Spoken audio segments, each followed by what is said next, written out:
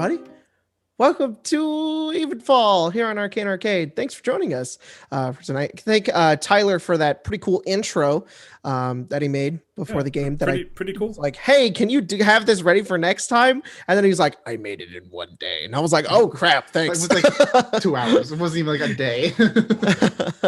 So, yeah, it was pretty cool. Thanks, everybody, for joining. So just a couple of small announcements because I know everybody's been asking. And we said a couple times in Discord, but Logan will not be joining for any more future games.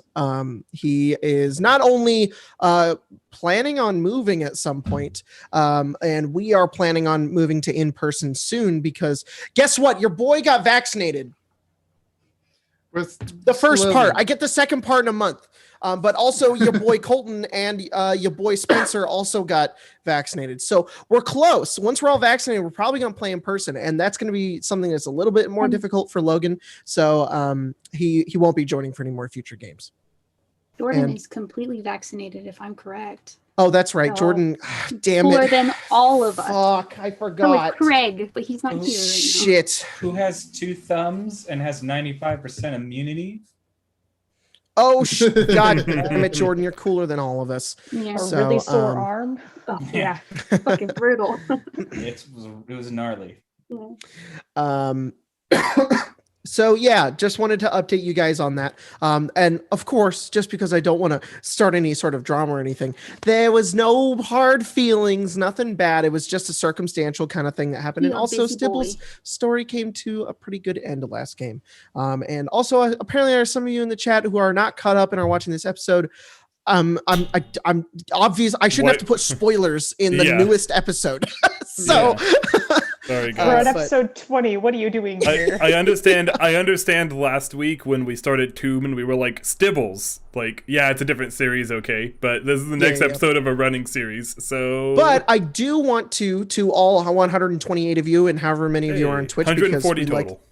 Wow, all of you guys. Just wanted to let you guys know that every Sunday we are playing, well, I'm not, but Logan is playing Tall Tales over on his channel, Tall Tales. And it's a lot of fun. It's improv one-shots that you guys can actually participate in by donating. So go subscribe to the channel, go check it out. And if you want more of Logan and us playing live games, I'm kind of the only other one person in this channel who's in it. But if you want to go check that out, go check out Tall Tales because Logan is grinding and playing and making a lot of weird jokes. Last episode we were doing the chat came up with the theme and the theme was a noir and I randomized a character on D&D Beyond and I was a Gith wizard, so I was like an alien who was traumatized by car accident victims. So yeah. And it turned into corn for some reason. You just go watch it, it's a lot of fun.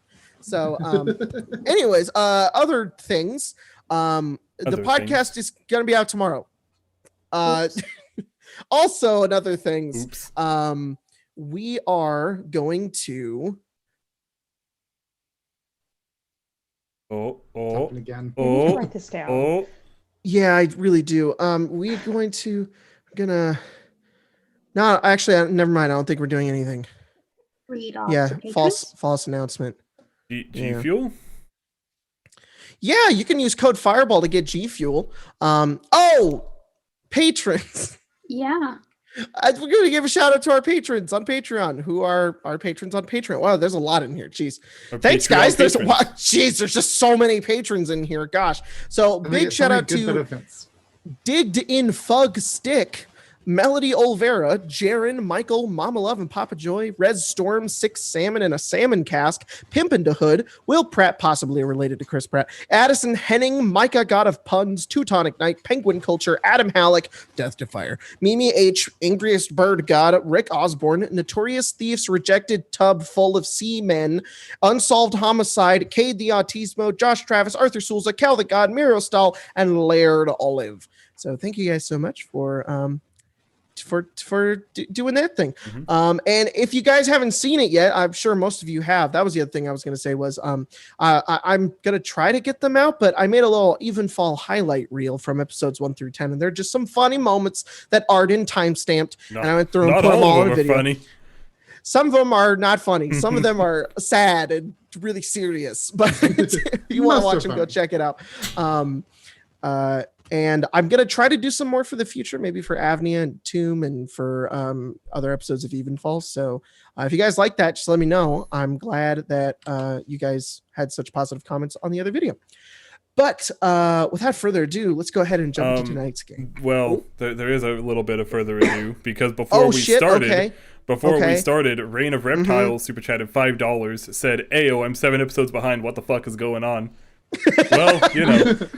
I feel the same way. No worries. Layered Olive donated $27.75, dropping off a donation before I sleep because I got my vaccination jab today. Sending the good vibes from here in England. Here's to good times. Very nice. Very nice. And Mason McSwain super chatted $5. Finally caught up. Love the show. Stibbles lives on in our hearts and is probably doing something morally ambiguous.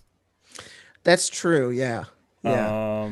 I know this is probably a bad time to say this, but I thought it was really funny when I was going through the highlight reel. That one time remember that one time when Core died and you guys were burying Core. I don't know why it stuck with me this whole time, but like in that like heat of rage that Kurt had, Kurt called Stibbles a contrarian little shitbag, and that is my favorite goddamn thing ever. I want to have an opportunity to call somebody a contrarian little shitbag because it's such a good insult. Anyways, you can use it to any child, actually. Really, you could. Anybody smaller than you with pointy hats.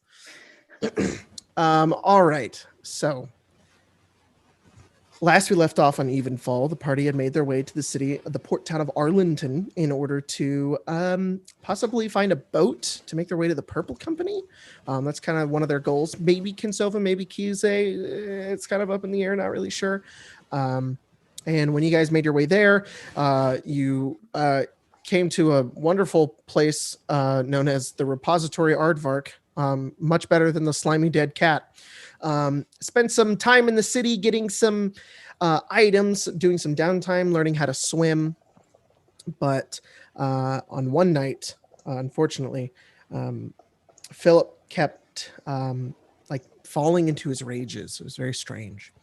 And in one night when Phelan was trying to help him and while he was worried, Philip fully was almost possessed by some sort of demon. Goes by the name of Grotst, who said that he and Philip had a lot to talk about and had some things to work out. He had been quelled for too long and needed him. And he left with him. Not before Kardas stood in his way and tried to fight back, which didn't last very long, unfortunately. And also before Lelia and Stibbles did the same thing, with Stibbles running away from the fight, and Lelia trying to stop Grotst. And eventually, Grotst Philip caught up with Stibbles. And there was a moment between the two of them where Philip was in his realized self, just kind of his head. He was able to witness as Stibbles apologized to him and pushed the blade into his own neck. Grotst left, Lelia cursing at him as he left. And the party was left in the middle of Arlington, in the middle of the night, as it began to rain, with the body of Stibbles on the cobblestone. And we kind of cut to the party in the forests outside of the city of Arlington. All of you kind of looking downwards at what looks like a small mound. Some of you with shovels, some of you without them, surrounded by trees in the middle of the night.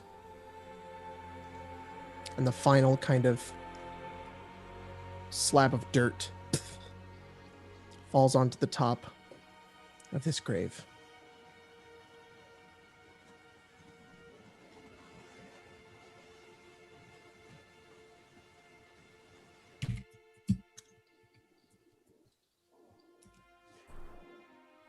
Well, then, can't say I have much in way of words. Really a little difficult to be standing here right now. Magical healing has helped.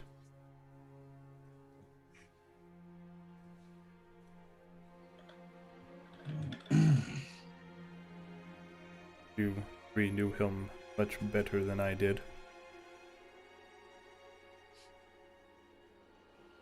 And yet somehow not at all.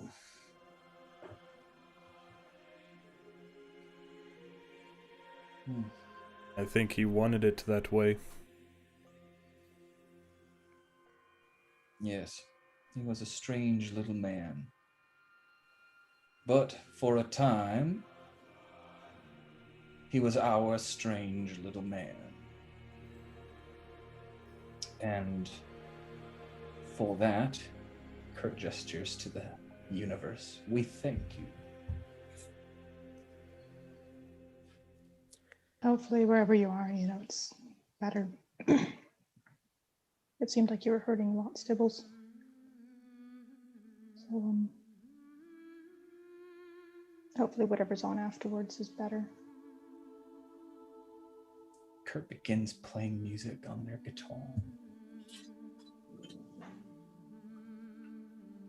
As you do so, the trees kind of up ahead almost begin to part, kind of revealing a bit of moonlight that kind of strikes downwards onto this grave. And then you see small woodland creatures. It's like squirrels kind of surround the grave. You see a couple of birds, should not be awake at this time, kind of flutter their way down, and they all leave almost small little trinkets. The squirrels dropping like maybe nuts that they've saved. Birds bringing down shiny objects and twigs. Even the bugs and the insects surrounding the earth almost seem to kind of rise out of the dirt and stop to mourn this small druid.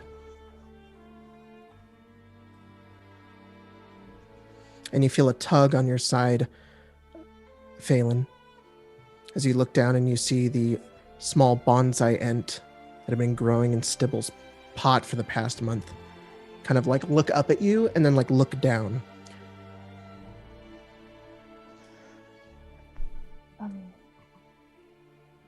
Hi. He just kind of like holds onto the side of like your leathers. Just kind of.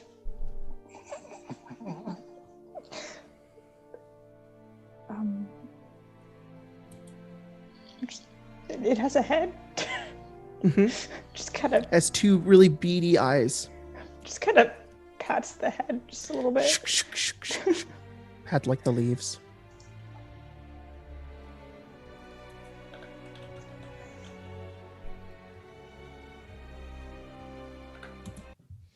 We never met that end, actually.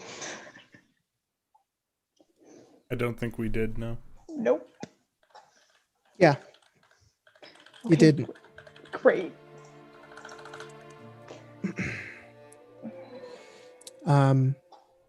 Kurt, you continue playing this sort of dirge. Do you guys do anything else?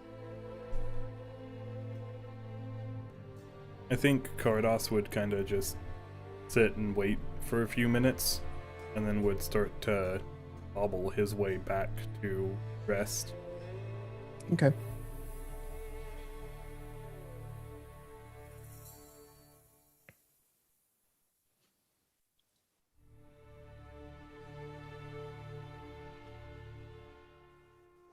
Do the rest of you follow? Yeah. Probably going to take Kurt a while to play out Yeah. their, going slow. Lily would probably be the last to leave. Okay. She stays just in there, staring at the grave. Yeah, Lily and Kurt, you guys are there for quite a while. And eventually, Kurt, you finish this beautiful song of commemorating Stibbles' life, which was a long one. A lot of it you didn't know much about, but from the small tidbits you gathered was a strange, hard, and difficult bit. But even in his last moments, it strangely didn't regret being with any of you. And eventually you finish your song and head back as well. And Lelia, you're kind of left there. Kind of in the dark. As even all of the animals at this point begin to leave. Find their way back to their natural homes. It's silent in this forest. If not for the wind and the rustling of the trees.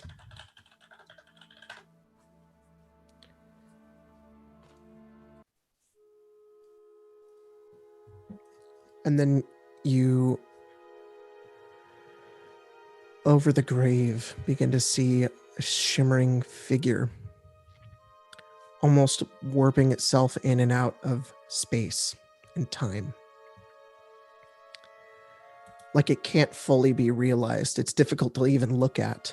It kind of jitters left to right, and then slowly appearing in this translucent form is the figure of Stibbles,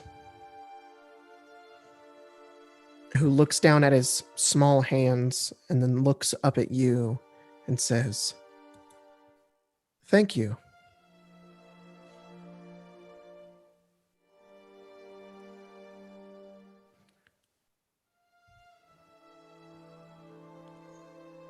Oh, you didn't pick up. Yeah, you were very I didn't hear quiet, what you said. Tyler. She's just said you don't have much to thank me for. Oh, Lelia. Twice now this has happened to you. With someone in your watch and your care has died. I'm sorry.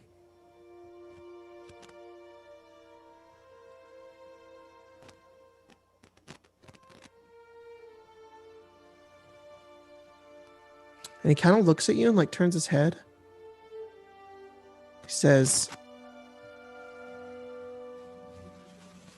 "You know, I'm proud of you, but I'm also really proud of the really loud typing coming from Colton's mic." Yeah, well, I have a filter on so the stream can't hear it. Okay. You can mute yourself in Zoom too.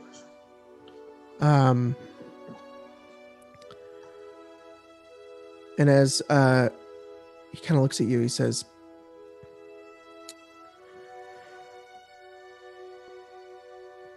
"You've had a hard journey. Is there any questions I can answer for you?"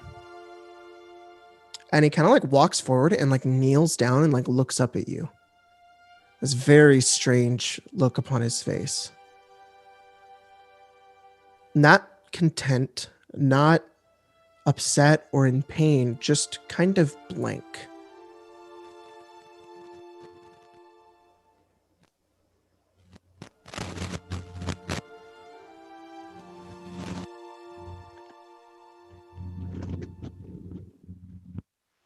I mean, there's so many questions just about everything, but I don't know. Hang on, there's like static. Yeah, I don't know where that's coming from. It shows that it's coming from you, Jacob. It's me? I can hear it. Can you hear the static, Tyler? I cannot. That So might maybe explain it's why me? you're so quiet. Okay, I don't know what. Yeah, Why? your mic is freaking out. Yeah. Okay. Oh! It's gone!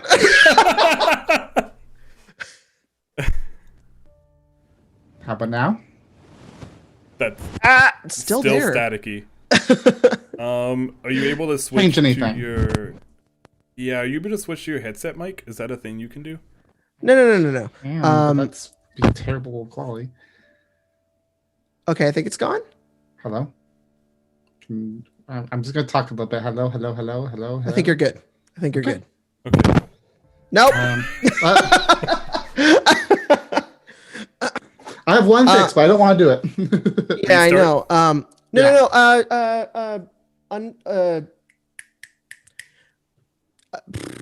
Colton, go to a quick break card.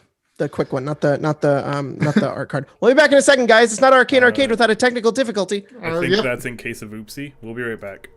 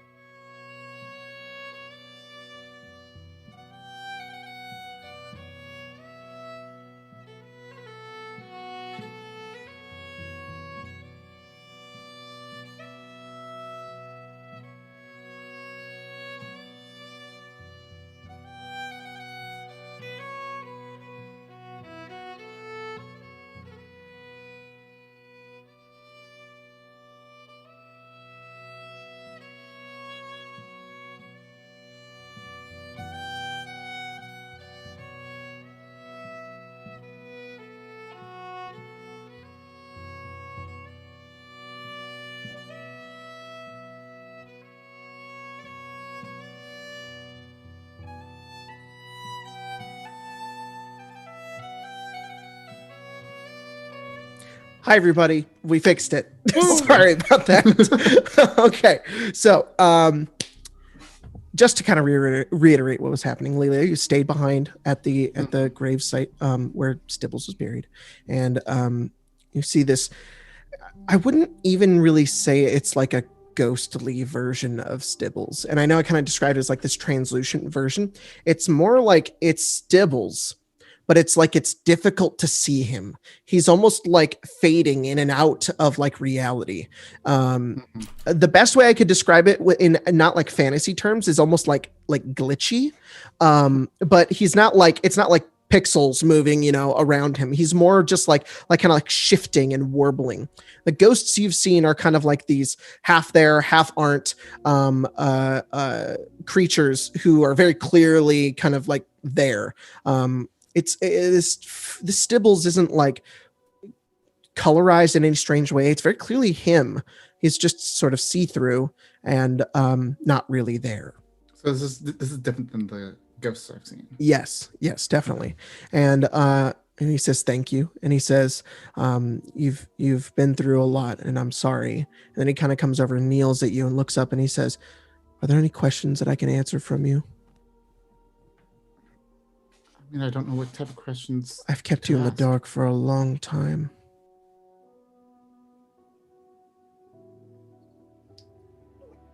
Like what?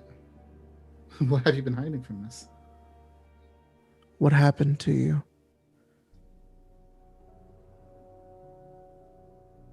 Who I am. And what you're doing here.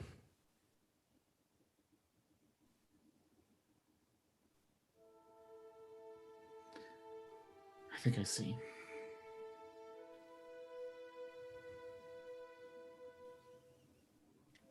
Why? That's my main question.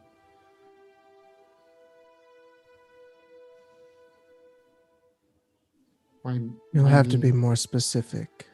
Why me? Why am I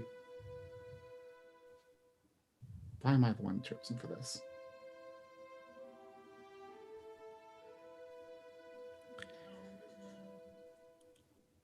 Every so often, when someone comes to me, they are unique, and they remind me of myself. And I think in a way it makes me sad, like I could do something about it. I could be reborn into someone else. I felt your sadness. I felt your pain. And I was one of the first times in a long time that I've ever related to a mortal soul that made its way into my embrace. I had to. Much like your friend had once said before, it was not a matter of if I did or if I had to, but the way the sun and how it rises. You had to come back.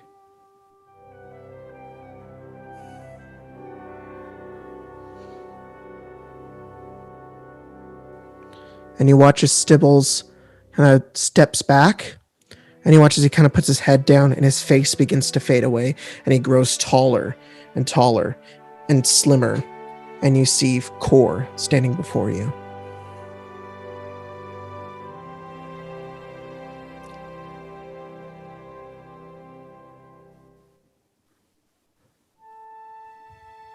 I need your help.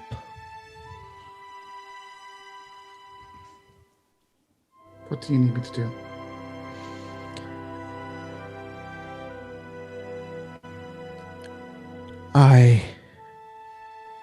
The people who made me this way,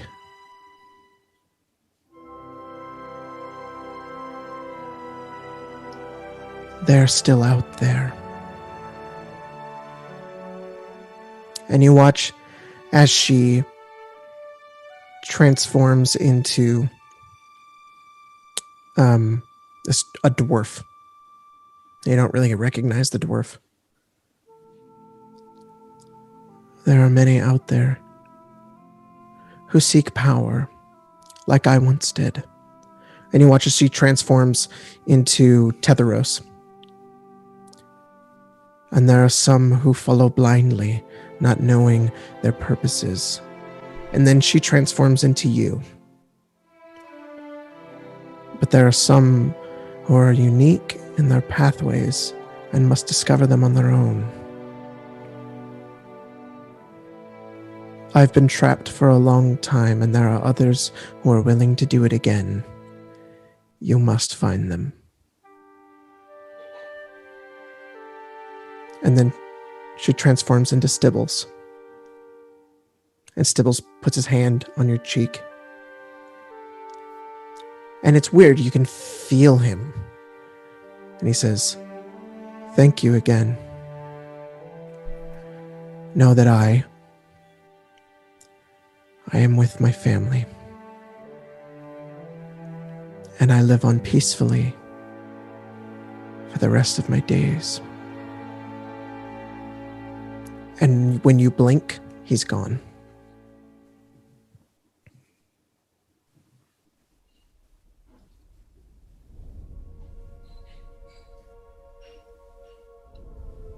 She takes a moment to kind of take all that in. Still kind of staring at the grave for a second. For giving like a half laugh and a sigh, and heads back to the tavern. All right. You guys head back to the tavern and head to sleep. You guys can long rest.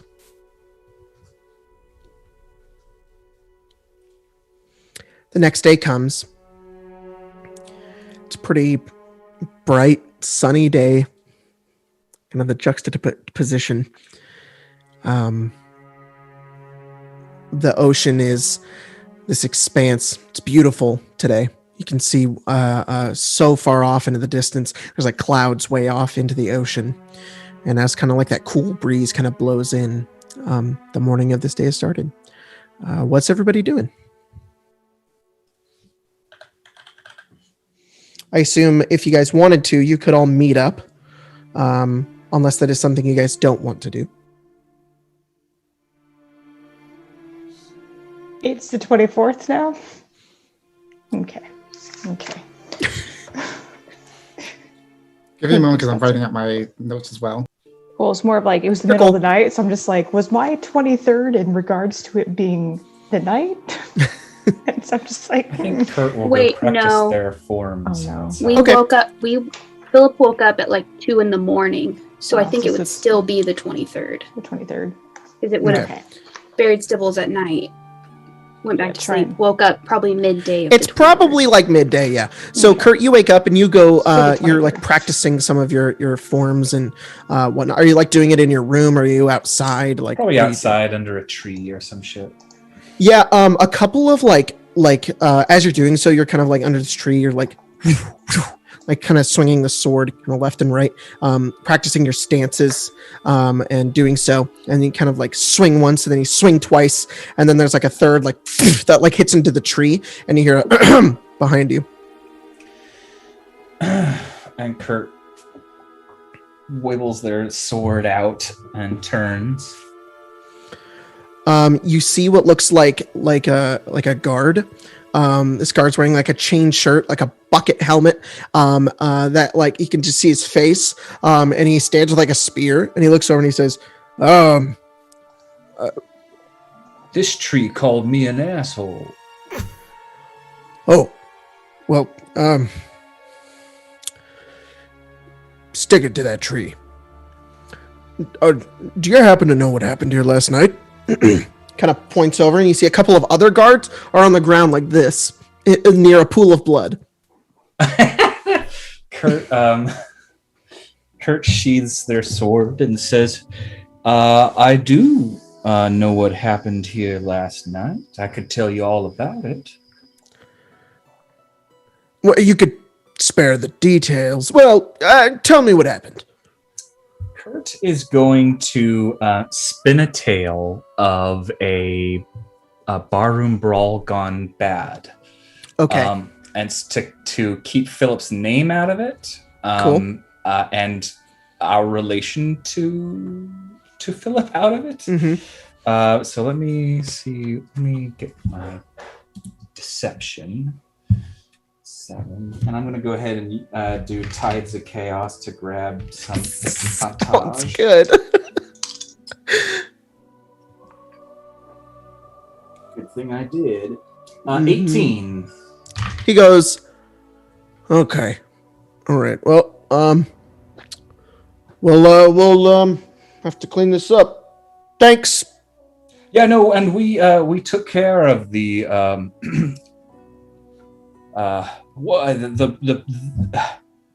the person whose blood that was. We have buried, so there's no need to. Sorry. Yeah, no, it was.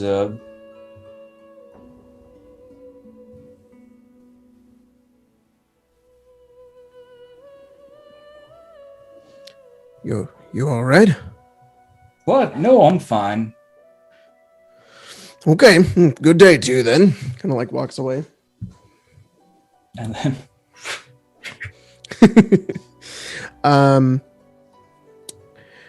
Cardos, what you doing? I would likely be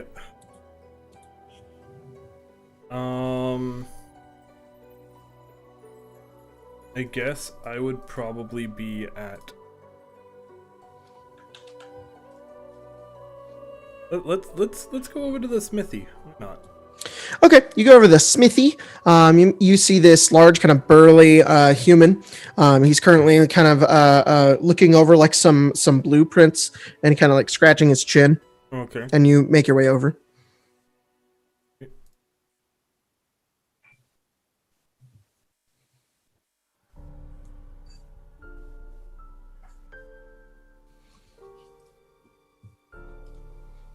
Oh my goodness. A lot more. What? Plate. A breastplate? Oh. No, just straight up plate. For some reason, I thought it was 500 gold. It is not 500 gold. It is a lot more than 500 gold. Yeah, it sure is. Okay. Maybe not here then. Although I have... You know what? You can return to me. Okay. Phelan, what are you doing? Oh boy. Am I allowed to skip too? I'm kidding. There's only one other. I'm joking. Saying like there's only one other person to skip to. Yeah. He would probably be doing the same thing as Kurt, but in the way of practicing and sparring. But his sparring is less so of going through his forms, and it's probably just a little bit more brutal than his normal. Kind of probably trying to take whatever energy he had left from the night before and just wailing on something. Frenetic a lot. Yeah, you are destroying some sort of tree. Kurt's weaving around a tree. You are ending this tree's life. Luckily your blades don't really aren't going to be destroyed by this at all, as they're magical in nature. But you slice and attack and you're like practicing form, but eventually it gets to a point where it's like you're not even practicing at this point. You're just slicing into this tree, going left and right and over and cross and cutting, and eventually your swords alight with electricity and strike into the tree and nearly like burn it.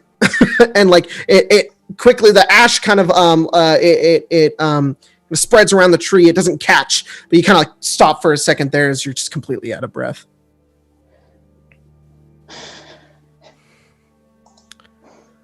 Should have done more. Could have done more.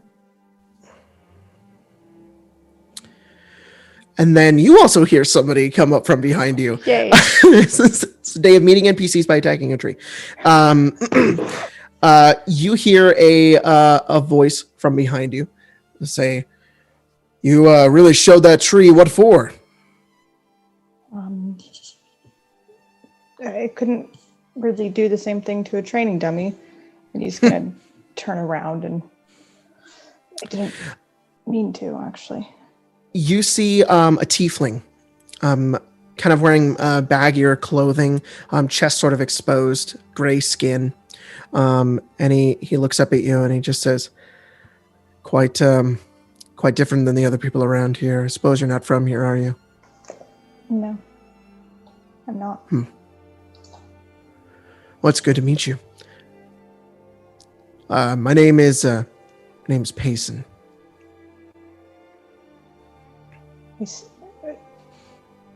My name's Phelan. Phelan. It's good to meet you. And he kind of walks forward and he grabs your hand. And he says, Phelan, I'm sorry to ask, but I'm looking for somebody. Who? They go by the name of Kurt.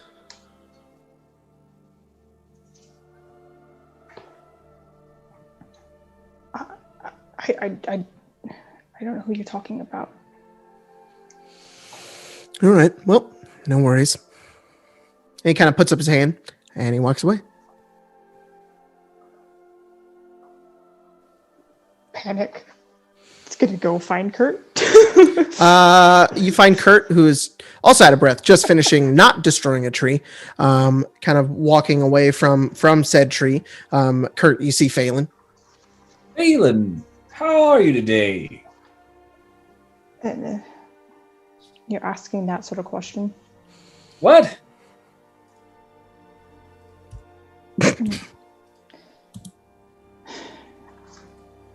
Do you know someone named Payson?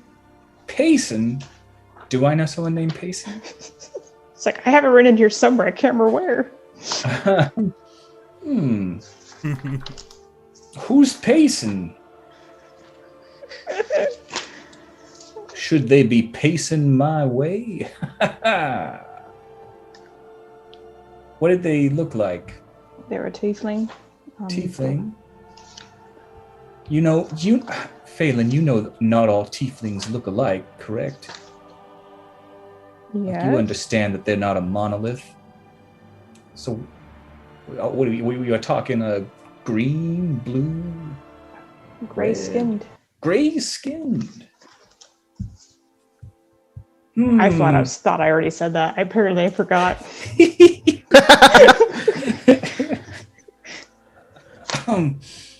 Well, no, I have searched my memory high and low, and I cannot find Payson. From behind the tree, you feel a pat on your back, Phelan, and you see this gray tiefling go, I thought you knew him. Thanks. Kurt, right? Yeah, that's me. That's good to meet you. And he holds out his hand. Kurt I've been tricked. Reaches out their hand. Shakes it. Not like hard, kind of just like gingerly. He says, name's Payson. And me and my crew are looking for you. Oh, looking for me for what? I think she can explain. A mysterious she. Yes. I like the sound of that. Phelan. She's much more than that. Oh, all right. Okay. Well, where is this she? I will not escort you, but if you'd like, we'd like to talk. We're on the docks, on a ship called the Pale Knight, and you're welcome to stop on by.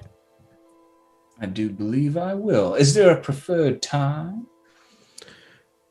Any time is fine. Okay.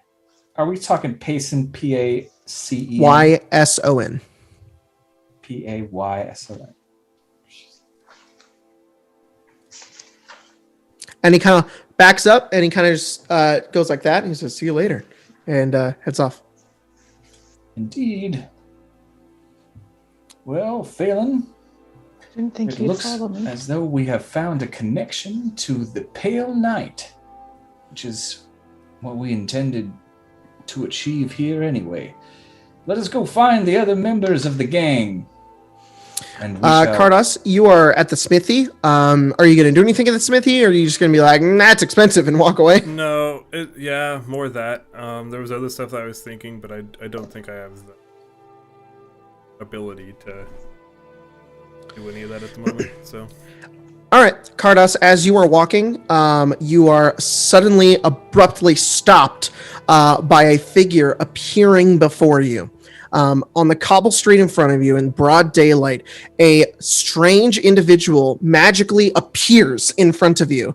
They're wearing deep blues. They have kind of like a gold line around like their like tunic, and they're wearing like very fancy kind of schmancy looking clothing. It's all blown up, like where the arms and legs are. He's wearing like frill right here, and he's very clearly human. He has a styled beard, and he says, "Oh, hello.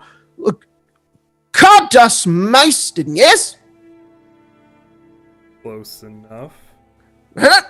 There you go. And he hands you a piece of paper. Take the piece of paper. It's a letter from you from the great city of Kise. Have a fine day. And he disappears. Thanks, I hate I it. will look at it. I love it. God, could you imagine just somebody just appearing in your living room? Your letters, sir. Oh my god. Okay. Appearing in the worse, the bedroom. Oh, He was like in bed and then pop, Cardos is naked. bathroom. You're in the bath. Please tell me they scry on the person first before they teleport. Worse.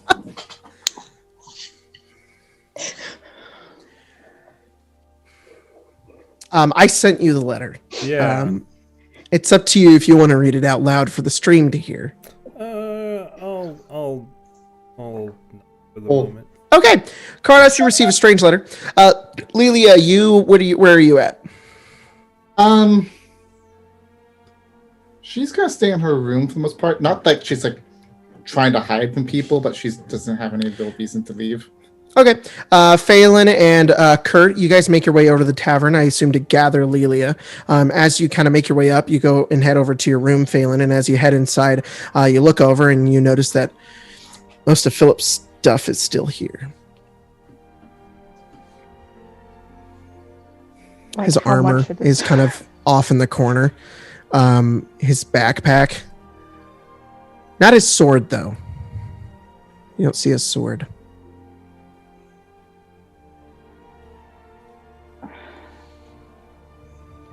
He'll go to Kurt and Kurt, can we store Philip's stuff in that bag? Oh yeah, I think so. I don't want to leave it behind. How much stuff are we talking? Yeah. How much stuff, Spencer? He's just walking gotta around bring in up his the character undies. Well, if we're taking away the sword, both swords or just one was Both. taken? Both were taken. All right. And the armor, I'm assuming too. No, the armor's still there. The It's armor's still everything here. but the Oh, sword. armor. Because he was True. resting. That'd be about 84 pounds. Oh, and 16 of those pounds are rations. So you guys could maybe toss those out. Another question, point of order, just for the sake of it. Did you guys loot Stibbles? Or did you bury him with everything he had on him? Olivia wouldn't have, so I'll leave it up to the rest of the party. Phelan would be incredibly dismayed Were- if Kurt touched the body.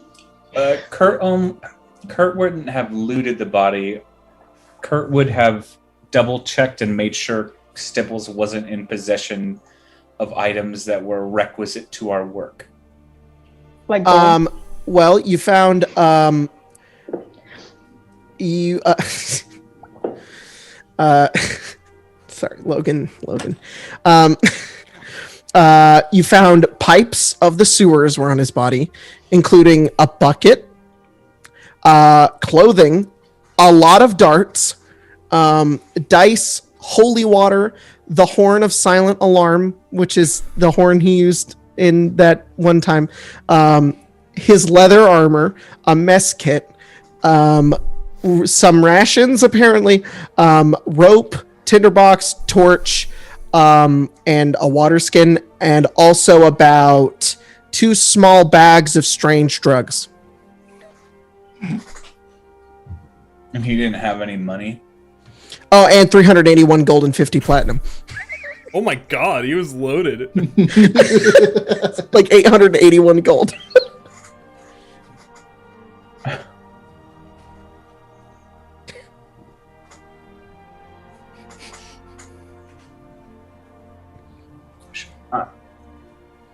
Go ahead, Jordan. I think Kurt's gonna try sleight of hand.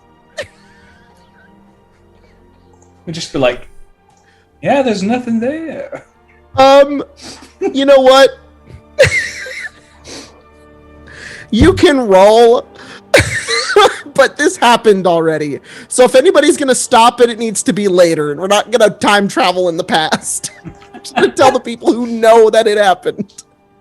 Or if Kurt fails, they saw it and they just didn't do anything about it. At that moment. That's what I'm saying. It's I'll more deal of with it later. Instantly do it, and it's just in the corner. Phelan will remember this. Phelan disapproves. It's just him in his face. Aha! Ah. 23. Phelan, you're the only one.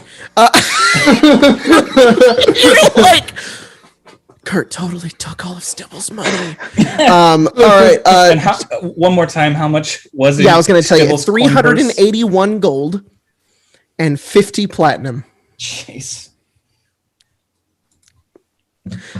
You also had. Yep. Do you bury him with his pipe, horn, and drugs? Oh, yes. Okay. As he would prefer. Yeah. Jacob. Yes. I have a question. The letter, the people Yes. that sent it to me, does that name mean anything to me? Nope. Never heard of them before. All right. Also, Philip's stuff. You guys put that into the bag of holding. And Lilia's in a room with Phelan. No, Lilia's in her own room. Yeah. Yeah. Mm-hmm. Question: has that bonsai and what's It's following you. cool?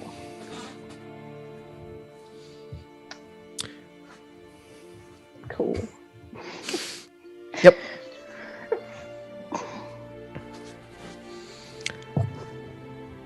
Just Phelan?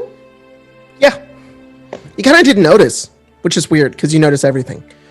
But you're kind of like, it's like, fuck, it's like next to you. And you're like looking at That you. one meme. Yeah. And then it kind of turns and it starts to follow Kurt.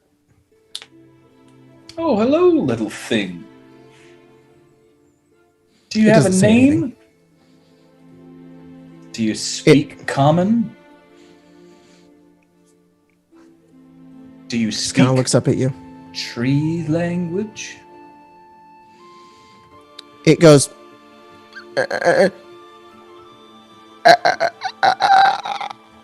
Stibbles Junior. Okay then. I guess that's all right. Stibbles Junior. God. How big is it? Like 3 feet tall. So it's as big as me. Oh yeah. I thought it was. yeah. I thought Maybe it was a little shorter. Hang on, let me find my Stibbles Codex of Companions PDF out now.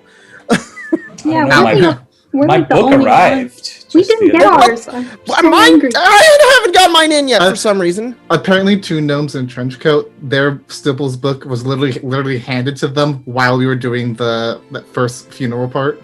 That's Yeah, just there you Big go. Big sad. All right.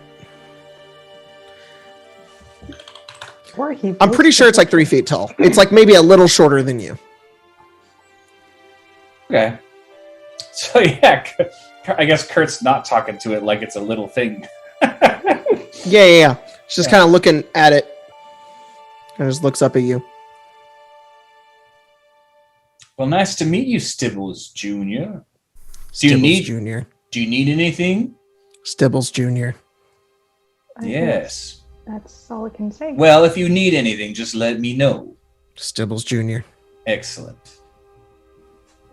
Come along this way, Stibbles Junior. Stibbles Junior. He starts following you. I don't think that was a good thing to do. Lelia, you hear outside your door, "Come along, Stibbles Junior." Just got a replacement real quick. She's like maybe just got to the point where she swung her feet over the bed and like dried the last bit of tears, and then, "Come along, Stibbles Junior." You're like, "Oh no, what has happened?" No. Can you imagine that in the context of no and being around, and that meant just Kurt just attached themselves to something, just calling it Stibbles Junior.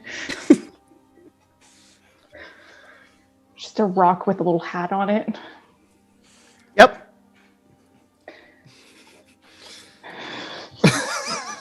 Yeah, it's like a rock on a string with a little hat. It's just Kurt's just dragging it around outside. That's what's in Lilia's mind. Just like, nope, not gonna deal with that. Okay. She's just gonna stay in her room. Can I get with the rest of...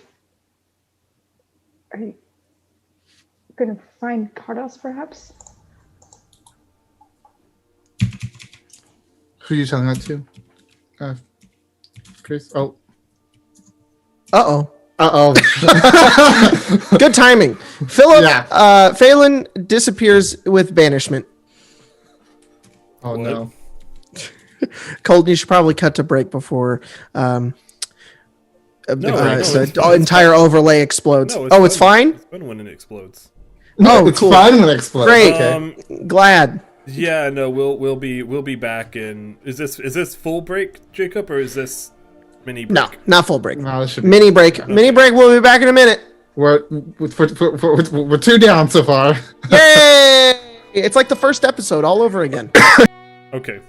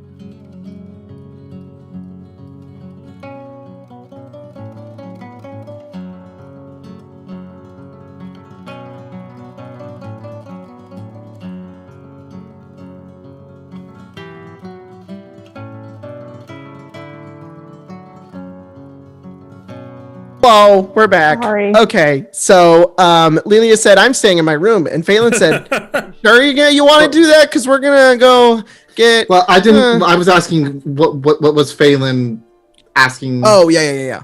Exactly. Okay. He was kind of just like... I didn't know you had went into Lilia's room. So. Oh, no, it was like he's standing out the door just like, Kurt, are we going to... Oh, you walked away with the end. And now he's just like... Are we outside of... I thought we were going to Lilia's room. Yes. Okay, yeah, then Kurt's just there. With the treant. Just looking up at you. Just kind of looking around. Kurt's going to pull out their... their water flask. Just sort of... It actually likes it. It kind of steps back and it like shakes its little leaves, and it like does like you just like put it on like water at the end, and it kind of likes it. Yeah, there you go. It goes, Stibbles Junior. Mm-hmm. Indeed. All right, Phelan. How are we going to scrape Lilia out of her bed and get to work? Asking if she can come with us. Okay, that is one way to do it. But if you if it's what you think is best.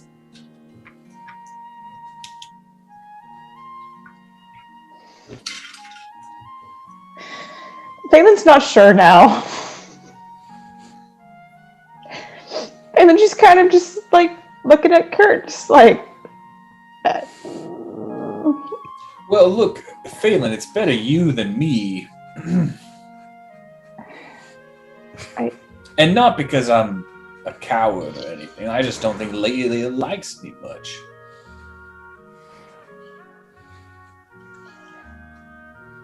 He's gonna knock on the door and just kind of, yeah. You hear a knock on your door, Lilia.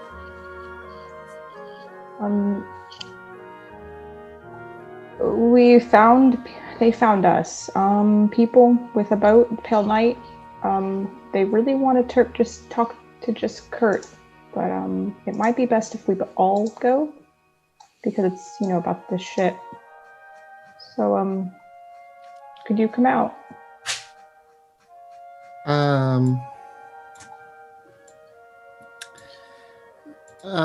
You hear a bit of shuffling. It sounds like a chair moves, actually. I mean, if you don't want to, it's I just don't think it's good to be in a bed seat in a room. But I mean, Kurt, I don't think she's coming. The door opens. And actually, you see Lilia standing there, but she looks a little different than what she usually wears. At least her hair is different. It's no longer in that like crown braid that she almost always has it in. It's not. There's like a braid off to one side, but looks like the side on this side has been like chopped short. I actually have a picture of it in the. Oh yeah. There's a cool art piece that Gabe did. So I'm only saying. Is it in the break card? It does not. No. Oh well, shoot. I will send. I will send. I'm going to put it into our Discord as well. But if Colton wants to put it up on the stream, yeah, go for it. I'm only showing a part of it. There's more that I'm getting worked with this thing, but she looks like she's, yeah.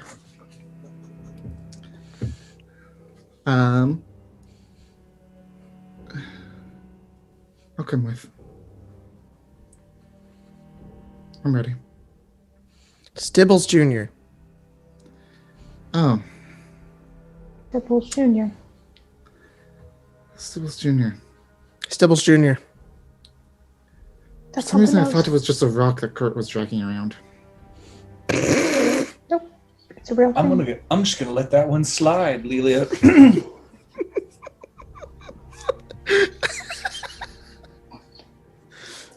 We've got to go to the docks.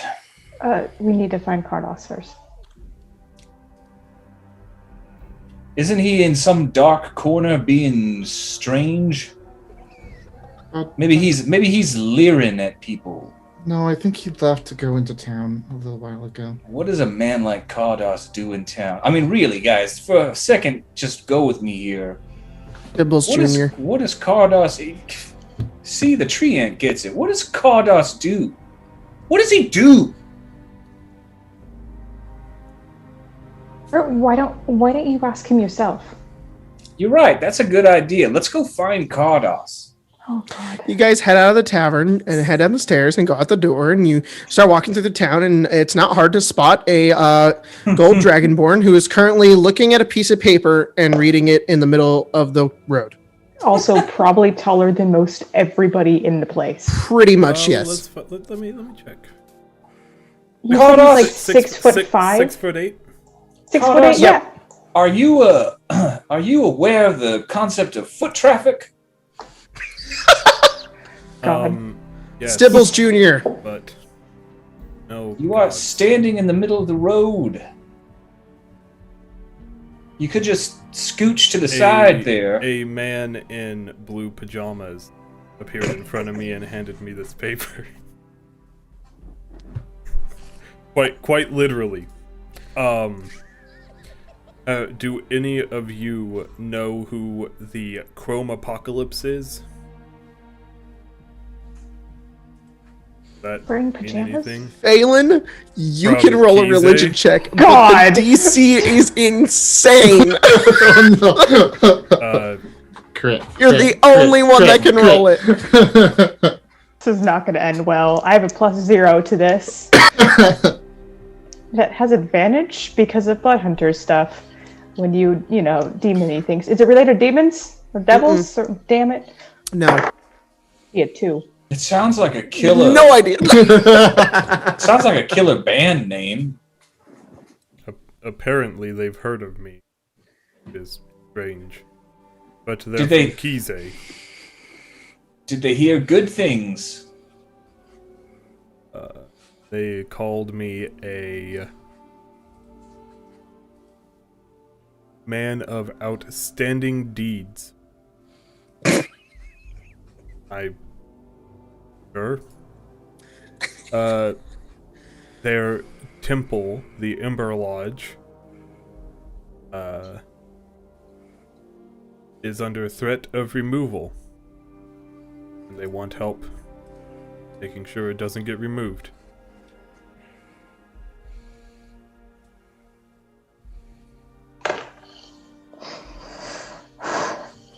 Know these people? Not particularly. I mean, does that sound like something you want to do, Cardos?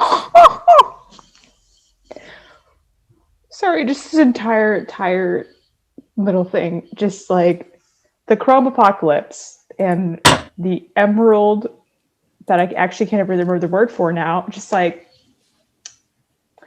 we're in a cult now. This is a cult. When we go to Kizay, it would be good to check in on them. It's possible they know something about prophecy. Oh yeah, prophecy. Forgot there was a prophecy. Yes. Well, we're headed down to a boat. The Pale Knight. Yes, the Pale Knight. If you would like to come along, You or found you could. them. Well, they found me. Payson. That's a scary proposition. Yeah, Stibbles yes. Junior. Yeah, I know Stibbles What? Junior. It shook me in my boots. Where did you find the talking tree? Oh, this is Stibbles' talking tree. It, He had actually, a talking tree. Yeah, I mean it's why it's called Stibbles Junior. I think it's growing it, I believe. from the thing that he was growing. Yeah. We explored mines because people there were being attacked by things that they couldn't identify because they were dying before they found them. They were Zorn, which are these things that come from the ground. That was something we found in it. You weren't there, Cardos. Which is fine. I mean... No, I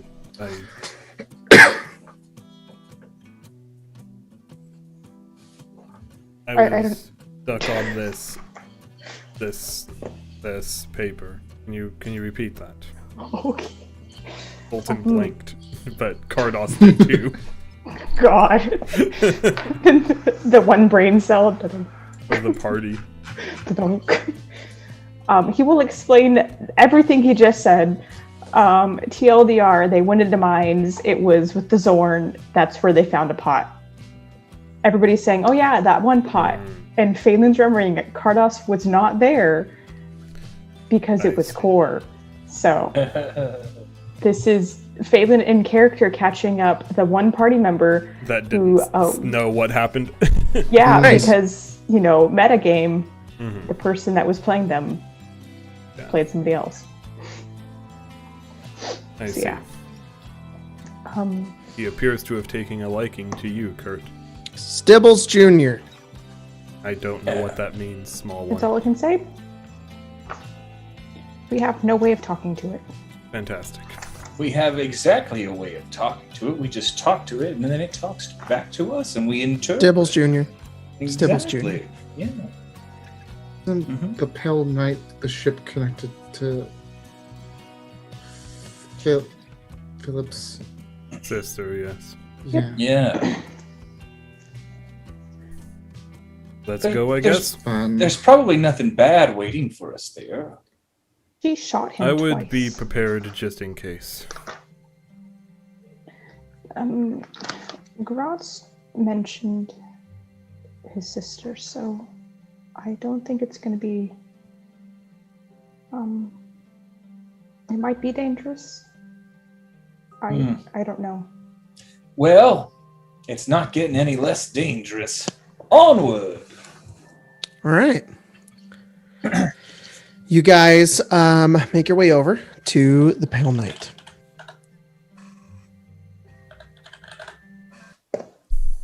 And as you head over, you see kind of off sorry, give me a second.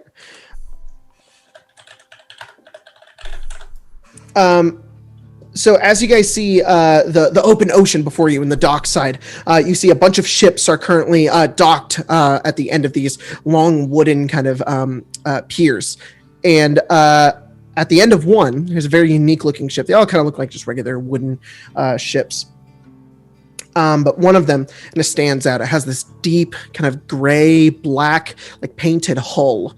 And it has bits of like, kind of like silvered metal bits kind of around the outside of the ship. And off the side of it, you can see it is painted kind of where the ship's name is the Pale Knight. But it is not spelled Knight. It's Night, as in the nighttime. As you get closer, you can see a couple of crewmates kind of walking aboard the ship, kind of working and, doing their regular ship duties. And you see kind of leaning up against the bow is that same gray tiefling. And he kind of looks up and he says, "Hello, friends. It's good you came early." Now, and he kind of steps off the ship and he kind of walks over towards all of you and says, "Welcome. She's a beauty, isn't she? Now, I know you, Kurt, and I know you, Phelan, but I don't know these two. It's good to meet you. Name's Payson. You are?" Lelia. Cardos. Oh, welcome to the Pale Knight, Lelia and Cardos. Why don't I introduce you to our captain? She's been dying to meet you. He kind of turns and steps onto the ship and leads you over towards the captain's quarters. As you guys make your way over, you can see the other crewmates are kind of looking at all of you as you enter the ship. Very diverse group of people aboard this ship. You can see some halflings, humans. You see one human kind of sitting on a barrel, plucking away at like a lute. you can see like a half-orc woman.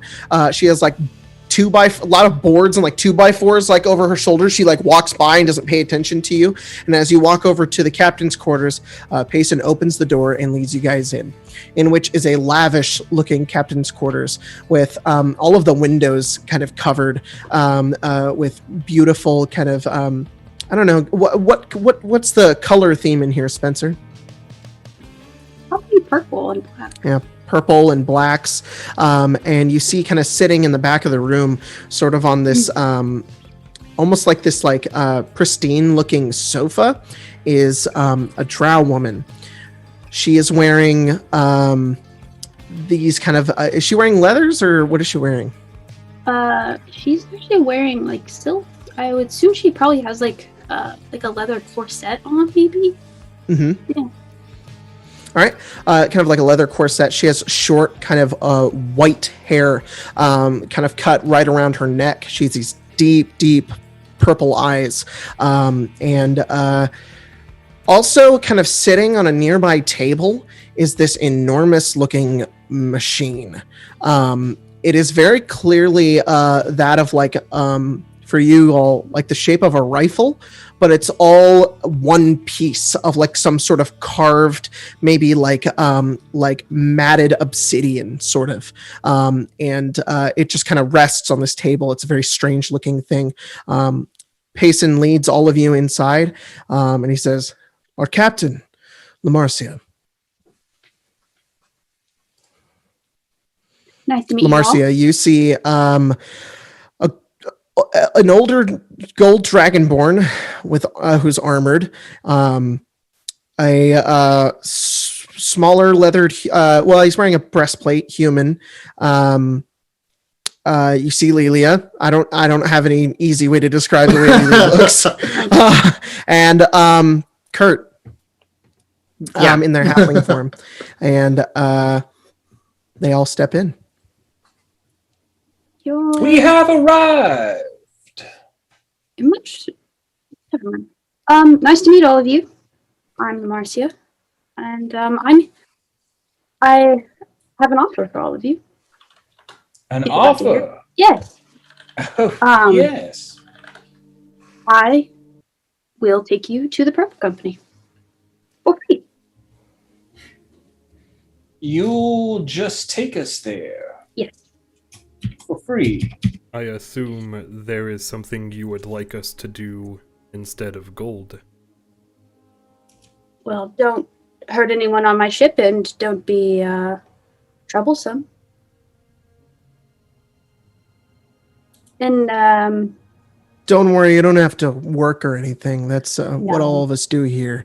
You know, here on the Pale Night, it's smooth sailing, except for that storm we had a couple days ago.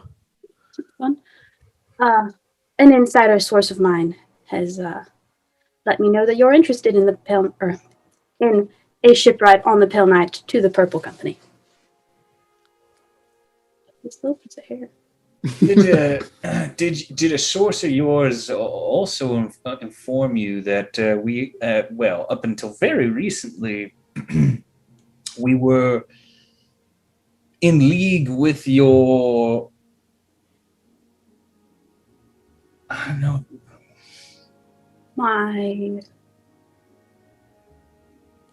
No, Kurt wouldn't know that.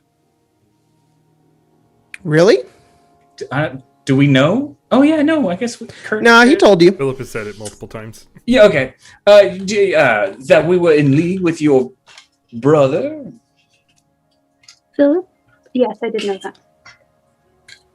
that. Is he the one that told you?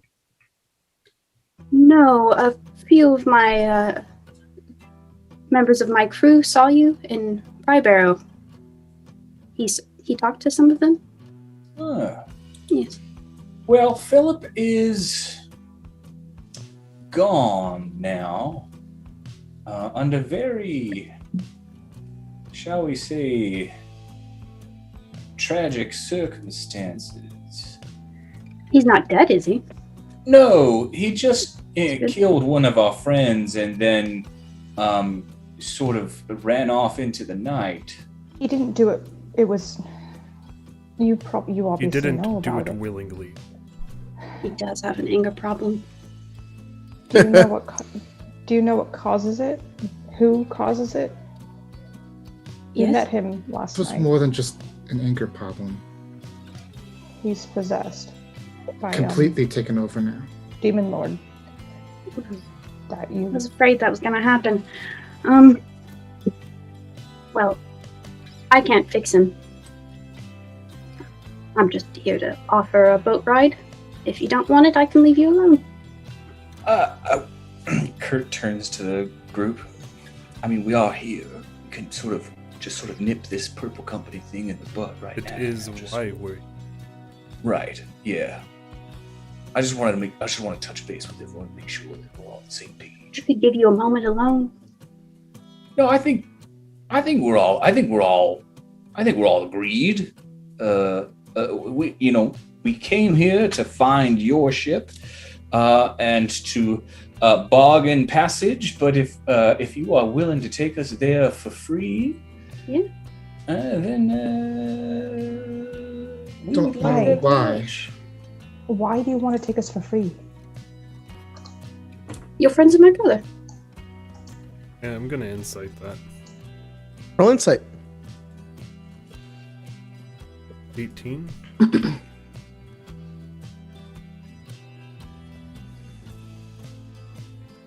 19.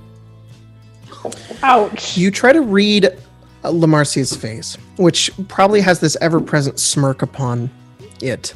And she seems... the one thing that you do gather is she definitely seems more of a loose cannon and totally just seems like somebody who would be willing to offer you a ride just for the fun of it. And maybe because of Philip. Like, you gather that a very carefree intention.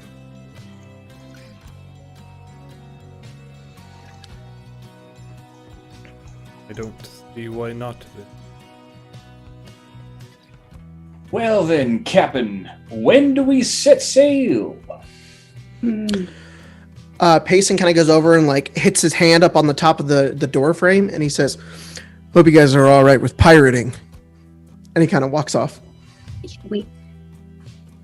We'll keep it to a minimum while you're here. I do have That's perfectly fine. We can pull our weight. tomorrow morning. Yeah. Good with everyone. You the leader around here, Kurt? I am certainly the only one talking. I will step into that role. Well, if you're fine with it, I'm fine with it. Excellent. If you have things to do, I'd get them done. I'm ready. Everybody. I'm kind of ready to go. I've got everything in my bag. So, will we be providing our own food and water for the trip? I'll need to speak to a few people about that. Finding you a place to sleep, place to eat. But you should be fine. And how long will we be traveling? Well, that's the question, isn't it? Purple Company is very, very, very clever, and I don't even really remember how to get there most of the time. I know I have a decent idea of where it is every time, but they do have a clever way of erasing your memory the second you leave. Do you have a general idea? Yes. My navigators have a general idea of where it is. How long? Jacob? 5 days? Like what I've told you about the ocean before, it depends. Yeah. 2 months. 5 days, hopefully. Phelan's just like It's down. about... was it 8? Like I said. I will prepare for 10 then. I'll just... Good. All right. Payson comes back and looks at all of you and he says, "All right, well, since you'll all be on the ship, I have a couple of quarters and places that you can stay. Though nothing entirely private." Well, we have some open cots. Sounds fine to me. All right. He takes a second and looks over you for a second and like looks you up and down. You all have something on your mind that you want to say out loud now, or are you going to hold it in?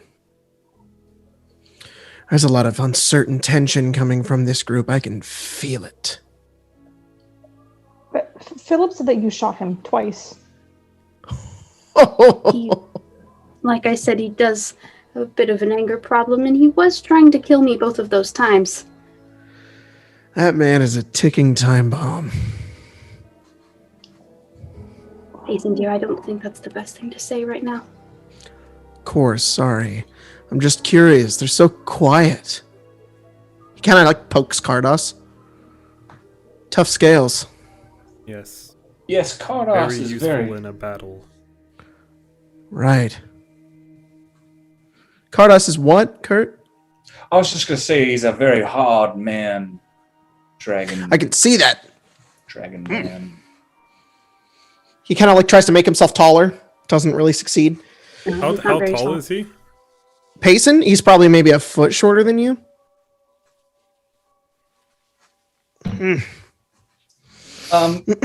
Kurt has become enamored of an idea and would like to go back to town to go to a shop before setting out. Yeah, sure, you can do that.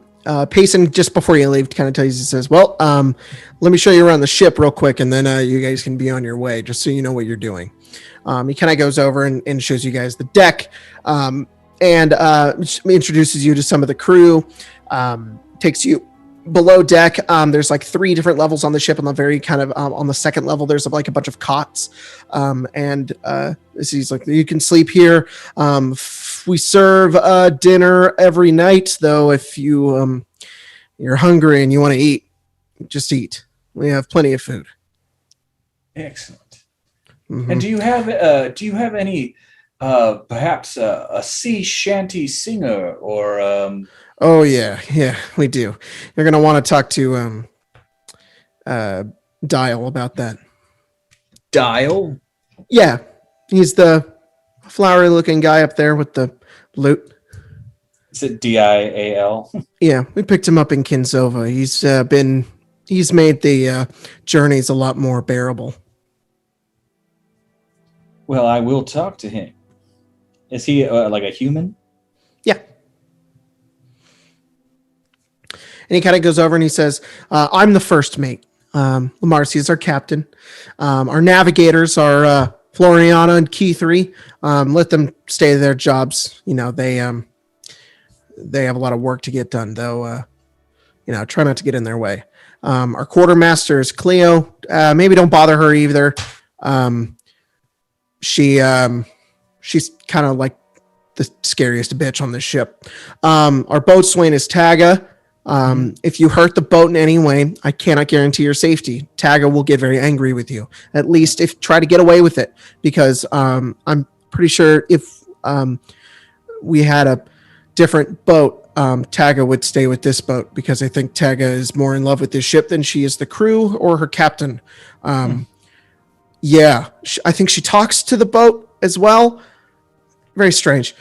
Our 2 carpenters are Cam and Felix. They're mostly getting bossed around by Taga on most days. Also, one of them's a goblin. No, our goblin is our barrel maker. Yes, that's right. I get them confused. Our surgeon, if you ever have any injuries or you feel sick, talk to Irina. She's our surgeon. She'll help you out. And our gunners are Kalen and Caloric. They touch the guns. You don't touch the guns. If you touch a gun, you're going to get shot with it. Maybe. Probably not. But you don't touch them. Is that a promise? I like you a lot, Kurt. He doesn't want us to touch his gun. Isn't that right, Stibbles Junior? Stibbles Junior.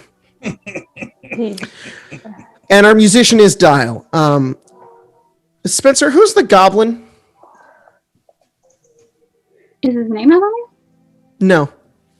Stiz. Stiz? Yeah, Stiz the goblin. Stiz. He makes barrels. They make barrels. They make barrels. Anyways, that's a tour of the ship and everybody else. Feel free to come aboard whenever you like. Excellent. Well, it is nice to meet you again, Payson, and I know I for sure will be returning shortly as soon as I have procured one or two items that are absolutely necessary for the journey. Of course, no worries. All right, Kurt. So you head out into the city. What are you getting? What are you doing? Kurt's gonna go get a large hat. Okay. A big you get what kind hat. of hat? Like a pirate hat. Like a tricorn hat? Let's see. Or like a big hat with like a feather in it. I was gonna say this like the side slap chats. It would probably be. It wouldn't be a tricorn. That's a little too basic.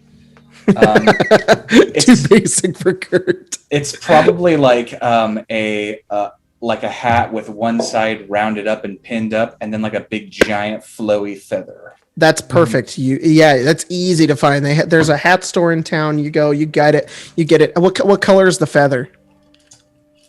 It is pink. Well, yeah. What color could I find? Whatever color you wanted. They can dye a feather. Okay. Kurt will get it like a dusty rose. Ooh, dusty rose. Very nice. All right, you now have a hat. I'll say it's 5 silver pieces. Anybody else doing anything? Nope. I don't think okay. So. All right, Kurt, you gather a hat. You make your way back to the ship. Everybody else still on board. Getting rations. Oh, getting rations. Okay. Oh, and maybe like a buckle that is like a KS. That's amazing. Holy shit. Tyler did point out rations. That's Yeah. You can buy rations. I'm gonna do that too. It's gonna be cost. like... It would just be the cost of. It's just like the cost in the book. It's 1 gold for every 2 days. Yeah. So a 9. So that's.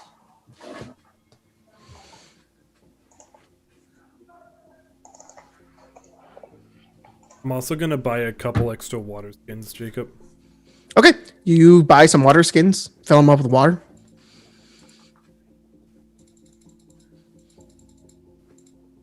So are Lelia, Phelan, and Cardos all going to the same place? Yeah, probably. Probably. As they're walking, Cardos would probably speak up and say, I don't know how I feel about it. Something seems off. Can't tell what it. She may change her mind quickly while we're on the ship.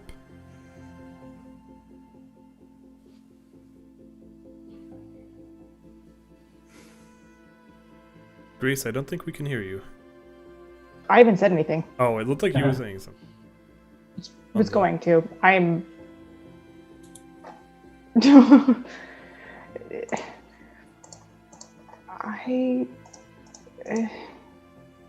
I don't know how I feel about her.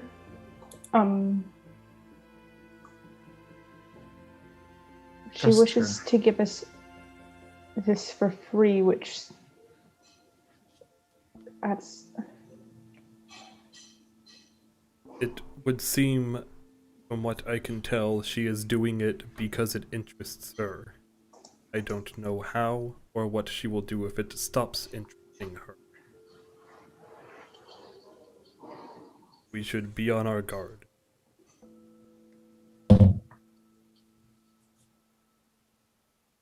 Okay. Philip didn't seem to trust her either. I think Philip trusted her, or else he would not have been in a position. Philip said he would not have left with us. I do not think he would have sent us to our potential deaths without at least mild trust. I am just cautious.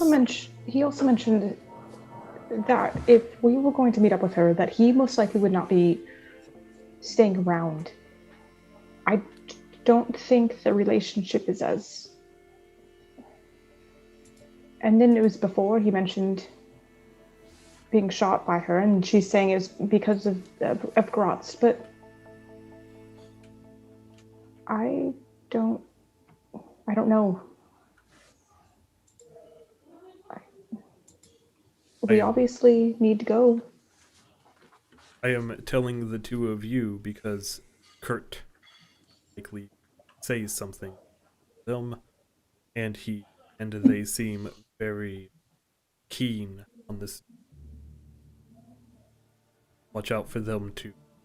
Though I would not be surprised if within the week he has found his way into the captain's quarters.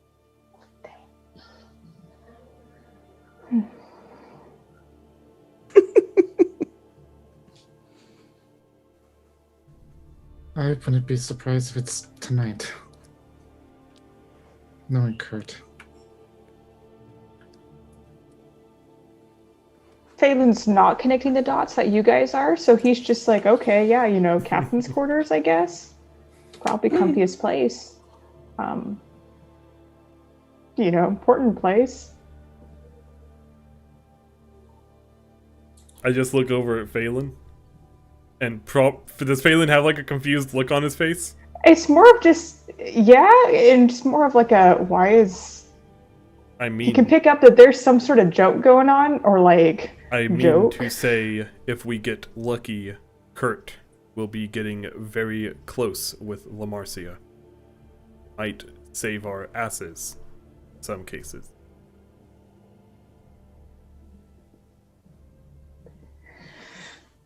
Phelan, I think he means like what Kurt always does with people.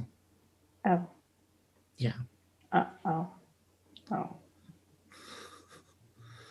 You guys are so fucking repressed. You cannot even say the word absence. I was about to say that. I mean, it's just three incredibly Phelan, awkward people. Phelan, they might. I think Kurt might do the thing. The thing. That they Kurt always does. All right, to be fair, you gotta be fair to Cardos at least. He's referencing it very actively instead of that thing that Kurt does. He's like, no, Kurt's gonna do this. And let me put it. It's so funny. You guys have like killed people, and you're like, sex. We don't want to talk about it. Okay, and this is what American society has done to us. It's like, oh my gosh, it's gonna embarrass him. It's just he doesn't think about that as being like a priority of just like, oh my gosh, they're gonna fuck. Like he's like, why is it so important that she's gonna get close with Kurt? Like, what's in the captain's quarters? Lelia missed out from 10 years old to 18 years old and everything. So she's repressed a little bit. Like, oh yeah, that thing. Yeah, that thing. Which is why Phelan was also just like, which is also actually why Phelan reacted like, oh. Mm-hmm. Okay. It was more that like it took so long to get there. Just like, I think something will happen. What? Well, oh man. All right, so you guys buy some rations. Talk about Kurt and the PP touch, and head back to the ship, I assume? Yes. Okie dokie, cool. You guys head back to the ship. And Kurt has a fucking swank-ass new hat and a belt buckle, is that what you said? Or a what? So there's, on most hats, they have like a sort of a band around. Yeah. Mm-hmm. And sometimes they come with a buckle. And Kurt's got a KS. Perfect. Kurt looks fucking dripped out. You guys come back with food and prepare to leave on the Pale Knight. That's where we're going to go ahead and go on break. So we'll be back in a couple minutes. Until then, enjoy the break card. And big thanks to people who are giving us donations, which included Topsty, $10. Did you learn your lesson, Jacob? Show us the brand. I don't bow to you. $10 from Heath Barkus, currently watching through Evenfall, so I won't be able to stick around. Hopefully I'll be caught up. Just wanted to thank you guys for your content. Well, thanks so much, Heath Barkus. Appreciate it. And I think that was it, except for some ones at the beginning. I think we already shouted them out. So we did. We also had Storm Shadow give out a community, a tier 1 sub as a gift, so someone got it. I don't know who did, but yeah. Cool. Well, thanks, everybody, and we'll be back in a couple of minutes. We'll see you then.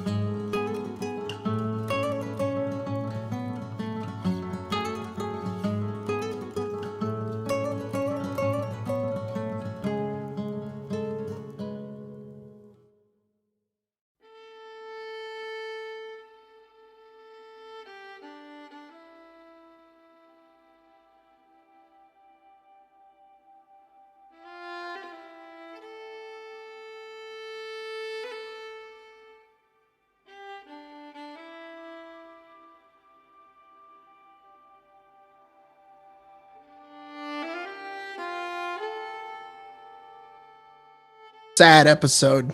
Thanks for joining. Now I'm with having a great 25% time. more sad. Oh, I'm glad you're having a great time, Lamarcia.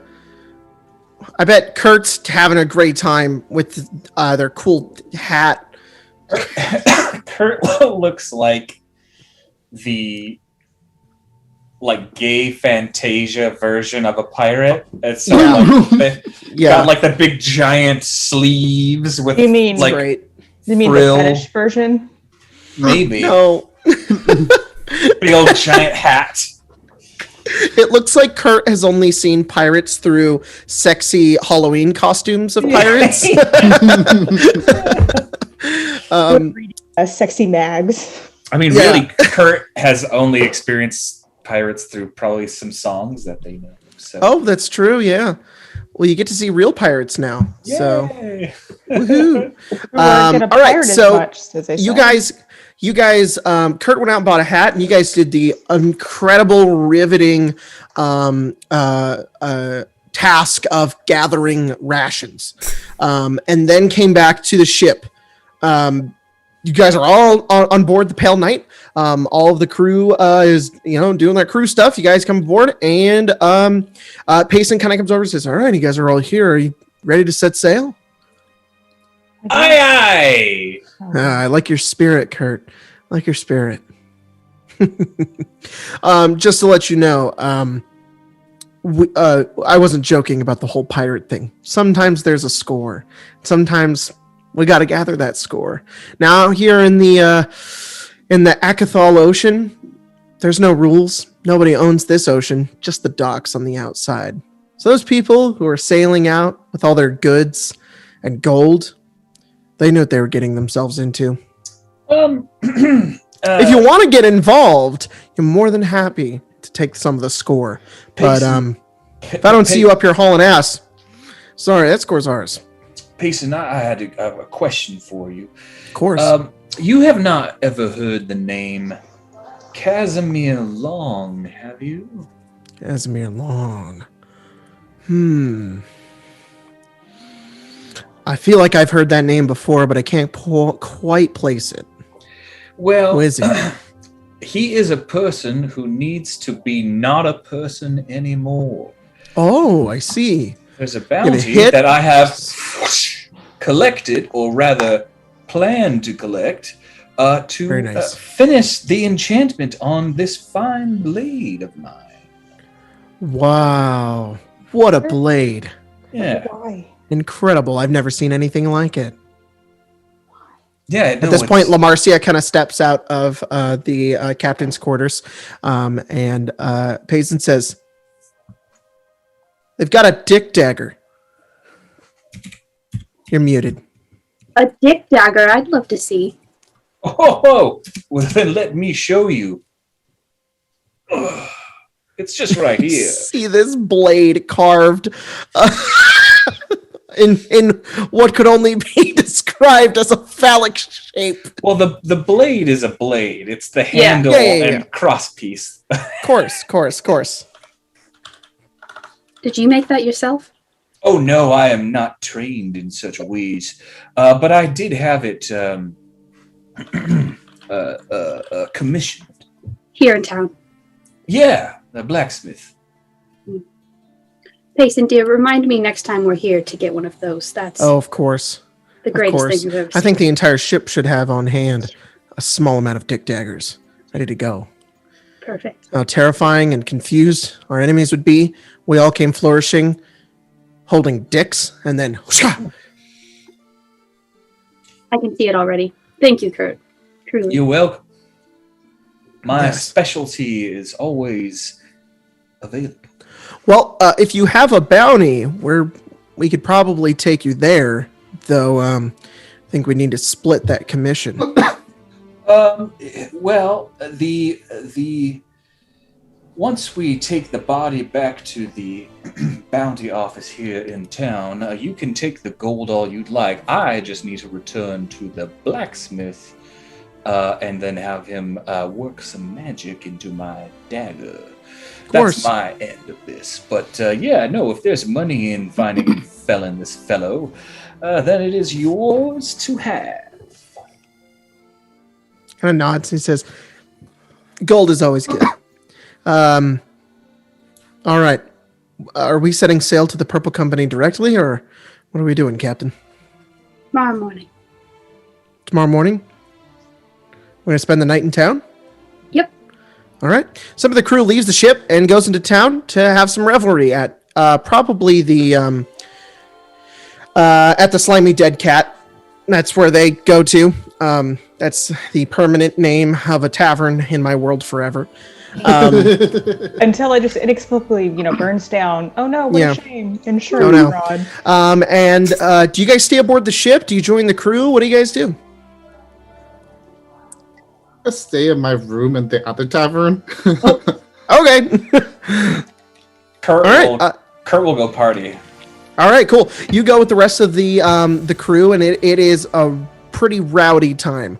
They don't destroy the place, but I mean they're buying drinks, they're buying food. It is it's a fun time getting together with these pirates, playing different kind of very dangerous games like Five Finger Fillet, and instead of throwing darts, they throw daggers at the wall, and then Payson is like, no, you have to use the dick dagger, and weirdly the dick dagger does really good, and they're like, it's enchanted, it's magic because of the dick, and they like worship the dick dagger, and it's a very fun night. Until eventually everybody falls into a drunken stupor and awakes the next day. In which Lamarcia comes by the tavern. Lamarcia, none of your crew has returned back. It's like 7 a.m. Did they all stay at the tavern? Yeah, you make your way inside the Slimy Dead Cat. You can see a couple of your crew members sleeping on the floor. A couple of them hanging in like self-made cots from the ceiling. Kurt might be in there. You're not sure. I'm just going to start kicking people awake. They all get up. They're like, ugh! And they just start like getting up and getting ready to move and go. If I can find Payson, I will wake him first and have him wake up everyone else. Yeah, he like pretends he was awake the whole time. You go in and he's just like, yeah, I was up. I was going. And Payson goes and starts yelling orders and telling people to get up. And you notice in this moment, Kurt, Payson kind of turns from that kind of like charming kind of tiefling fellow to kind of like this like very ordinate, almost like officer. He's like telling people, he's just like, get up, we have a ship to run, and like telling them to get up. And the crew doesn't fear him, but they deeply respect him. And when he's not angry, he's just being deliberate with all of them. So this crew's very disciplined. They all get up and start getting ready to go. Is he the quartermaster? He is the No, he's the first mate. First mate. Okay. Mm-hmm. They work and play hard. Yeah, pretty much. You eventually wake up, Kurt, along with Kurt, you're with them. Lelia, Cardos, Phelan, you guys wake up on your own, probably a little bit later. And Pace looks over and says, go get the rest of your friends. We're leaving. I shall go find them. All right. You make your way over to the repository aardvark and make your way up the stairs over towards those doors. You guys hear a knock on your door. Kurt wakes you guys Kurt up. Says, "Yar, mateys, it's time to go." Phelan just closes the door. It's 7:30 a.m. and Kurt's ready to fucking go. Lily was probably already awake, so... Yeah, definitely. But just kind of a very similar reaction to like Phelan, like, no, please no. It's both because it's early and because of the energy. And Exactly. It's just like, I'm not ready for this yet. Please give me 5 more seconds. And then he opens the door. Oh, boy. And we're back. Yep, we're going to be on a ship for 10 days. Stibbles Junior walks under between Phelan's legs and through the door. Stibbles Junior. Stibbles Junior. I am so glad you are ready to go. Stibbles Junior. He goes like this. Oh, yes. And puts on an eye patch. Kurt reaches in and sprinkles them with some water. Very nice. I love the accoutrement. Stibbles Junior. Mm-hmm. So It kind of slumps, and then he pushes it up. So we're taking Stibbles Junior with us. What? Phelan, what did you suggest? Leave it here? Yes. Stibbles Junior. Why on earth would we leave this beautiful creature here? Stibbles Junior. It is. It could get dangerous. And You don't think that Stibbles Jr. could handle himself in a fight? He steps back, and he goes like this. He goes, Stibbles Junior. Look at that. That is frightening. The eye patch kind of slouches down, and he goes, oh, and he pushes it back up.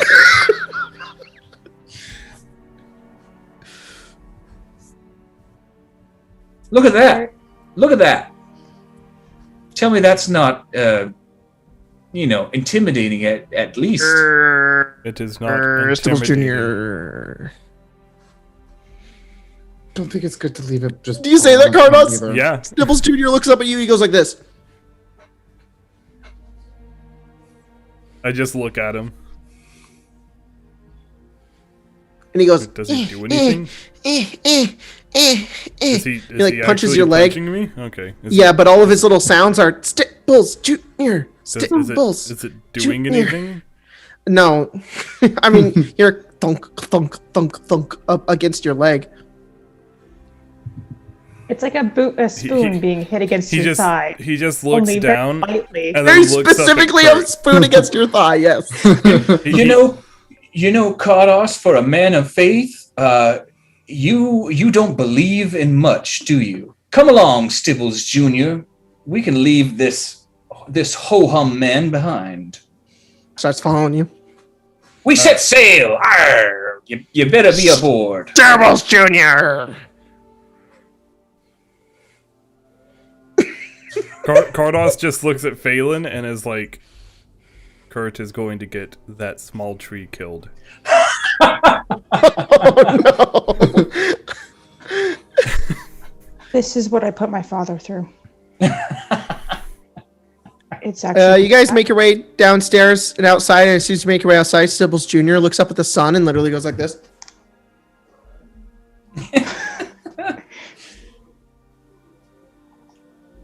Okay. And then he starts walking. Just follows after you. That was Praise the breakfast. sun. You guys make your way over to what? That was his breakfast. breakfast. Yeah. You guys make your way over to the ship, and you make your way aboard the ship. Everybody on the ship is moving, getting ready. They're hauling ass. They're pulling down sails. They're adjusting them. They're calculating the wind. They're plotting a course. You see, Lamarcia is not doing anything and watching everybody get the ship ready as Payson kind of barks orders. And you see your four guests step up. Well, five guests step aboard your ship. You guys have a tree. Yeah! Yeah, Stibbles Junior. Look at that. that's his name and exactly all it can say. Well, It'll be fine. make sure it doesn't fall overboard. We can do that. I don't think. And I could yourselves. get- You all can fight, right? Yes. You're not Oh, gonna- yes. So something you all notice, as even you, Lelia, notice, Lamarcia is no Nice. longer wearing like this bandana around her neck, and instead you can see like her like full neck, and you can see this burn. Yeah, oh, that's it. That's all you see. There's this burn mark on her neck, and it looks like it's kind of like white and like kind of seared into her flesh, and it looks like a hand. And I'm gonna send you something, Phelan. Oh dear. Vane gets dear. Special stuff. It's I'm that still 24 fighting. perception. Yeah. Oh, I don't like that. Anyways, sorry, Lamarcia, continue being yourself. What I was saying. Oh, I was asking if you could fight. Good. Might need it. If you're all ready. Yes. All right. She'll just start yelling off to other people to... Yep. They start plotting course. The ship begins to move and heads out from dock and begins to sail into the ocean. You guys feel the wind push into you as you all start to move forward away from Arlington as you turn around and see the small town and landscape of Sunder begin to fade into the distance, further and further away as you make your way into the ocean. It's a nice day. You guys have the wind and a lot of time. It's going to take a little bit of time to make your way through the Akathal Ocean. And the crew eventually kind of, they're still paying attention to the ship, but they must kind of stop as you guys kind of hit that steady kind of motion forward as you head off into unknown territories. What kind of instrument does Dial play? Yeah. Right now, he currently has this sort of like harmonica out. Not a harmonica, sorry. It's not a harpsichord. It's a harmonium. Not a harmonium. It's not bagpipes. It's just one of those little accordion. It's the what is that fucking thing called? An accordion. He has an accordion. An accordion is the big boxy one. Yeah. A harmonium is the. He has a harmonium. Then. Oh, okay. Baby version. Yeah. He's kind of like almost like playing small notes on it, and he kind of looks up at you and he says, "Hi." Hello. Hi. Hello. Do you know me? Oh, no, sorry, it's not a harmonium. It's a concertina. That's of course. Of course. Yeah. I catch the drift that you are the musical person on this vessel.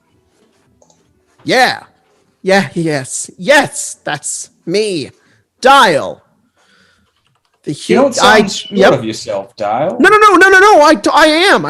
Everybody here loves my music and my songs and everything that I do on the ship, which is mostly just that because I don't know how to sail this thing at all. Well, wind. How does it work? I don't know. It just kind of blows. I don't know either. That's a good song, though. Hey, the wind so I was blows, wondering. and you gotta. That's no. The wind blows. The wind. Sorry, what? Do you actually know how to play that thing? I'm learning. I can play a couple notes if the song has only 3 notes. Did you? Well, okay. Dial, let us talk about music. And Kurt's going to see if they can, by investigating the concertina, try and learn how to play it so they can learn how to teach Dial how to play it.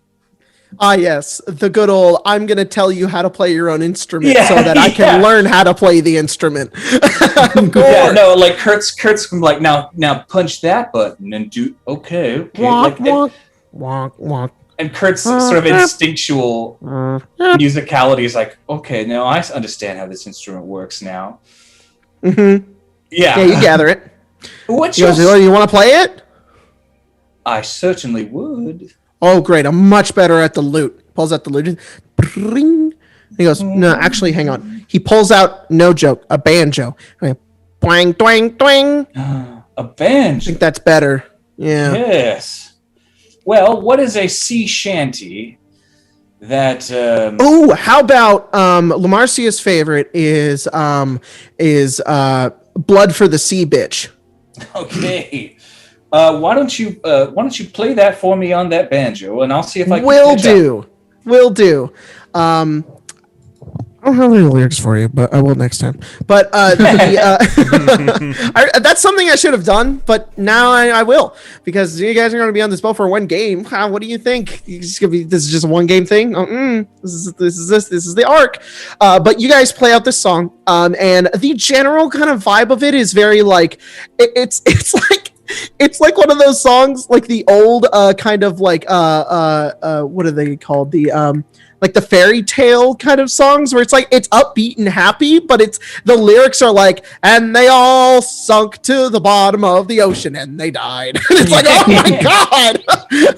Wait, this one is probably guessing. The captain drowned while his neck was bleeding. Like, it's fucking weird, but it's like the whole crew knows it. And you guys begin to sing away at the shanty that the entire crew kind of gets involved in. Kurt, can you roll performance? Sure can. And you can have advantage because of dial. Awesome. Okay, but I do want to point out a banjo. He's sea shanties on a banjo. Bring, ding, ding. You've clearly never played Sea of Thieves, Grace. What a dirty 20. Dirty 20. Can you roll a D8? 7. Everybody is in pretty good spirits because of this shanty. You guys feel a bit uplifted, even though you just had a really bad day. And Stibbles is dead and Philip is gone. And now you're on a boat and you're sailing in places you don't know. And it's been a really rough time. This shanty, like, it makes you guys feel good for like the first time in a while. Whether or not you choose to participate or not, seeing this group of people, this small community aboard this ship gather together in work and song to this thing, and watching Kurt kind of perform together with this other musician, it makes you guys feel pretty good. Everybody for the next 24 hours has advantage on being frightened, and you have 7 temporary hit points. Ooh. We're gonna get into a fight soon. Yeah. Maybe. No. The day goes on, and kind of like at the end of the song montage bit of this episode, it cuts to the nighttime, and you guys can see all the stars up above on the ocean as the ship begins to kind of wave itself up and down throughout the day. Who has been on a boat before? Okay. Marcy, okay. Kurt, Cardos, and Lelia make a Constitution saving throw. Phelan with advantage. Because I don't think you can get to Arngrim without a boat. Teleport? 16. 16. You should get a 7, Cardos. Yeah. Ooh. All right. What did you get, Phelan? 16. Okay. You guys are fine. Cardos, you're having a rough time. You're a little seasick. No statistical change at all. You are just seasick. Like, we cut to a shot of like Cardos leaning against the rail, just, and then and then it pans over to Kurt and Stibbles Junior, just kind of going, who's not prepared for sea travel now? Stibbles Junior. Does Stibbles Junior need to make a con save? No, he's a tree. Yeah. Away from everything that he should be near. He's rooted. He doesn't have a stomach. He's quite literally standing on wood. So yes. He's rooted into the ship. In the sunlight with water spray. I mean, look, guys. But it's salt, which is actually poisonous. Don't even make a con save. You're ruining it for him, Grace. I like the idea that Cardos kind of is just like fucking Stibbles Junior.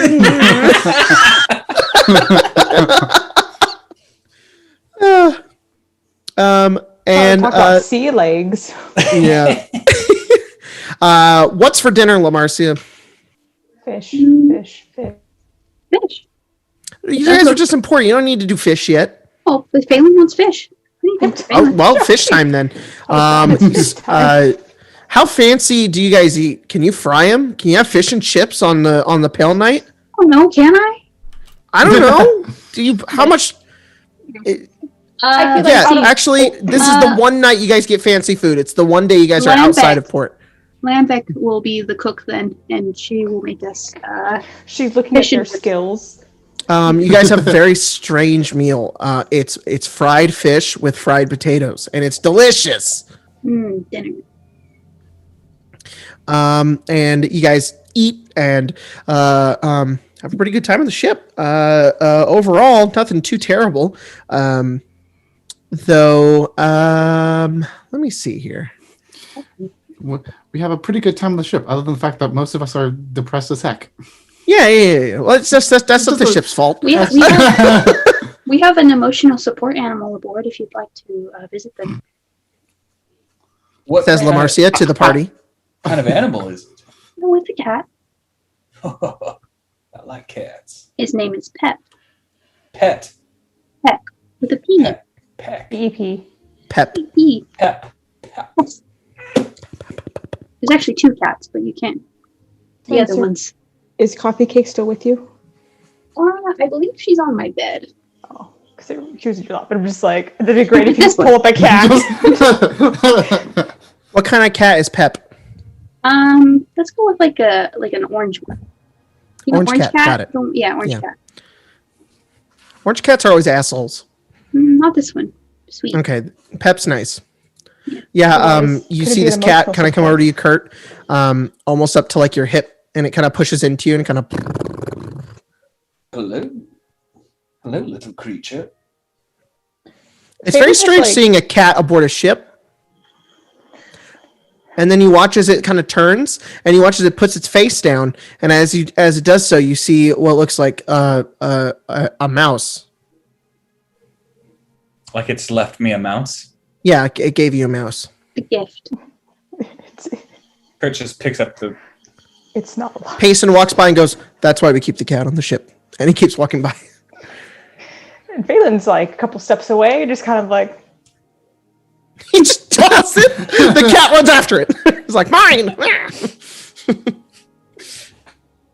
Kurt's made sure that the cat has gone out of eye shot before they...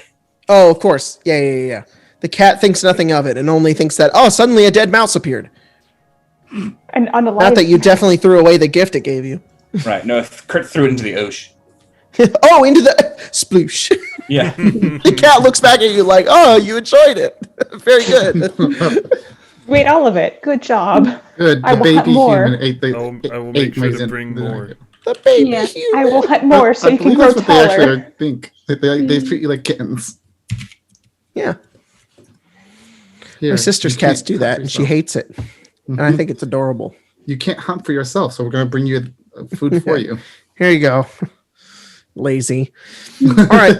You guys eventually head over to your cots at night, unless there's anything you want to do, which I assume is not. No. All right. Can you Guys head do, to what sleep? can you do on a ship, Jacob? I don't know. You You're gonna do. cast commune, jump in the ocean, swim around. I don't fucking know. That one. Who in the world would cast commune? As you guys head to sleep, Oh no.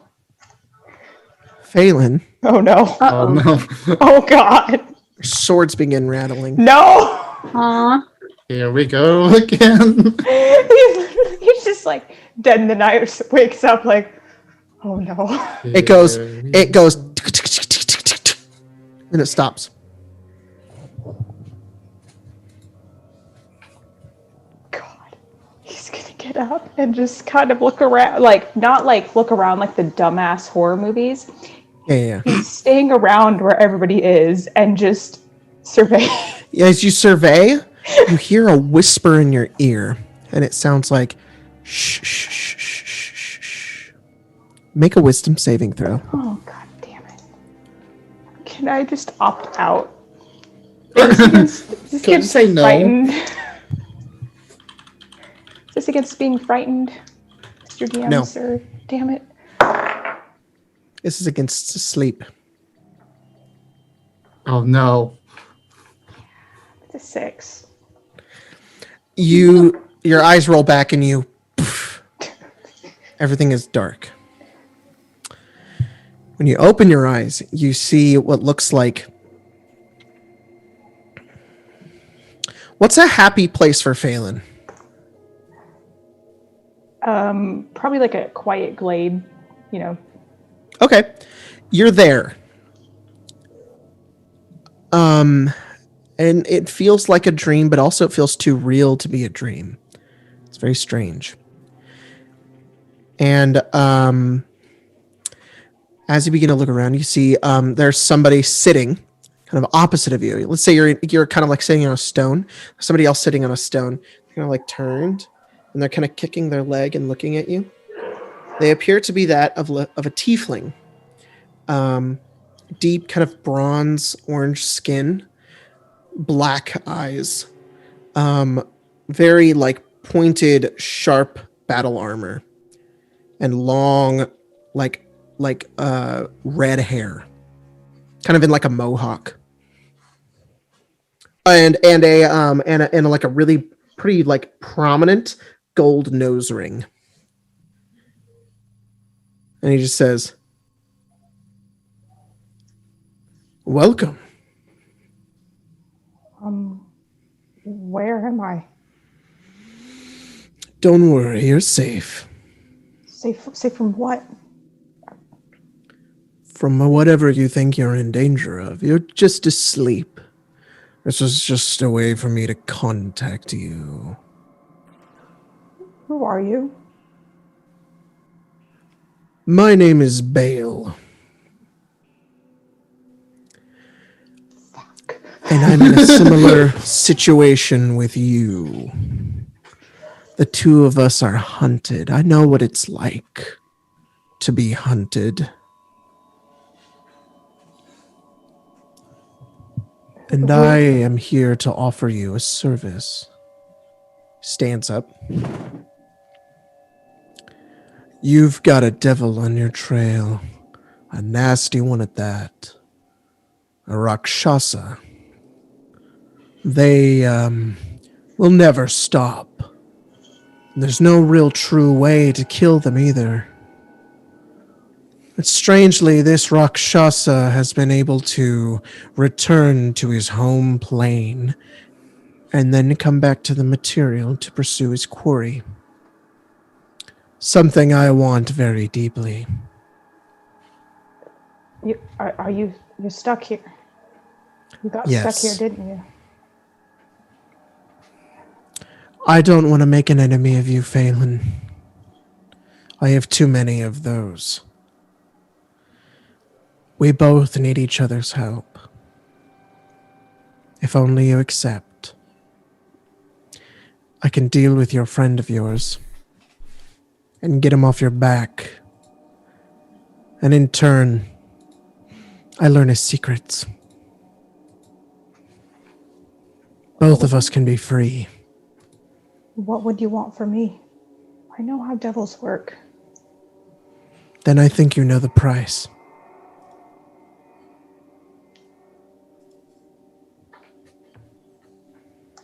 And he takes, kind of down at his side, this disc.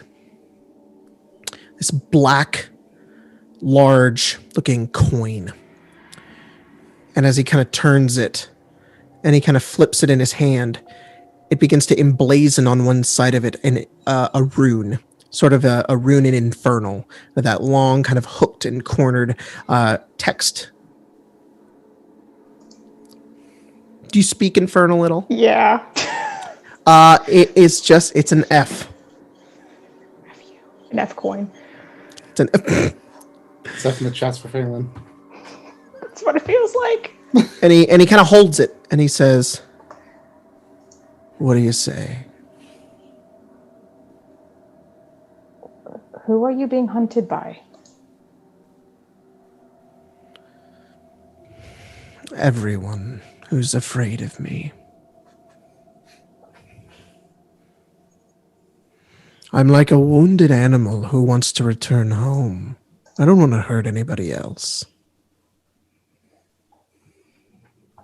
I'm not doing it. Don't even know why I even thought about doing it. Go away. He kind of steps back and he smiles and he says, "I would have been impressed if the first try would have worked. You can think about it. I'm not going anywhere." And he watches he disappears and the glade that you're in slowly disappears until you're just kind of alone. And you wake up and you can see light streaming in from the portholes. And you're back on the ship. Kind of wake up to the sound of like the bell up on the port deck being rung. He's gonna look around. Is there anybody still around? I mean, you see Kardos, Kurt, and Lelia who are all asleep. You're kind of like the first awake. Great. You're also like on the floor. He's just kind of rubbing his head and sitting up, and he'll stand up and wake the others. Okay, you guys get woken up by Phelan. And you're like ding, ding, ding, ding, ding, ding. We've completed a long rest. You have completed a long rest. As of you, Phelan. Thanks.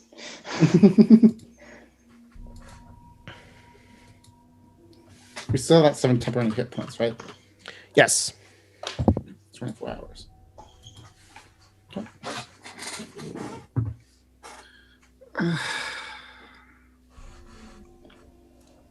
What's that bill for?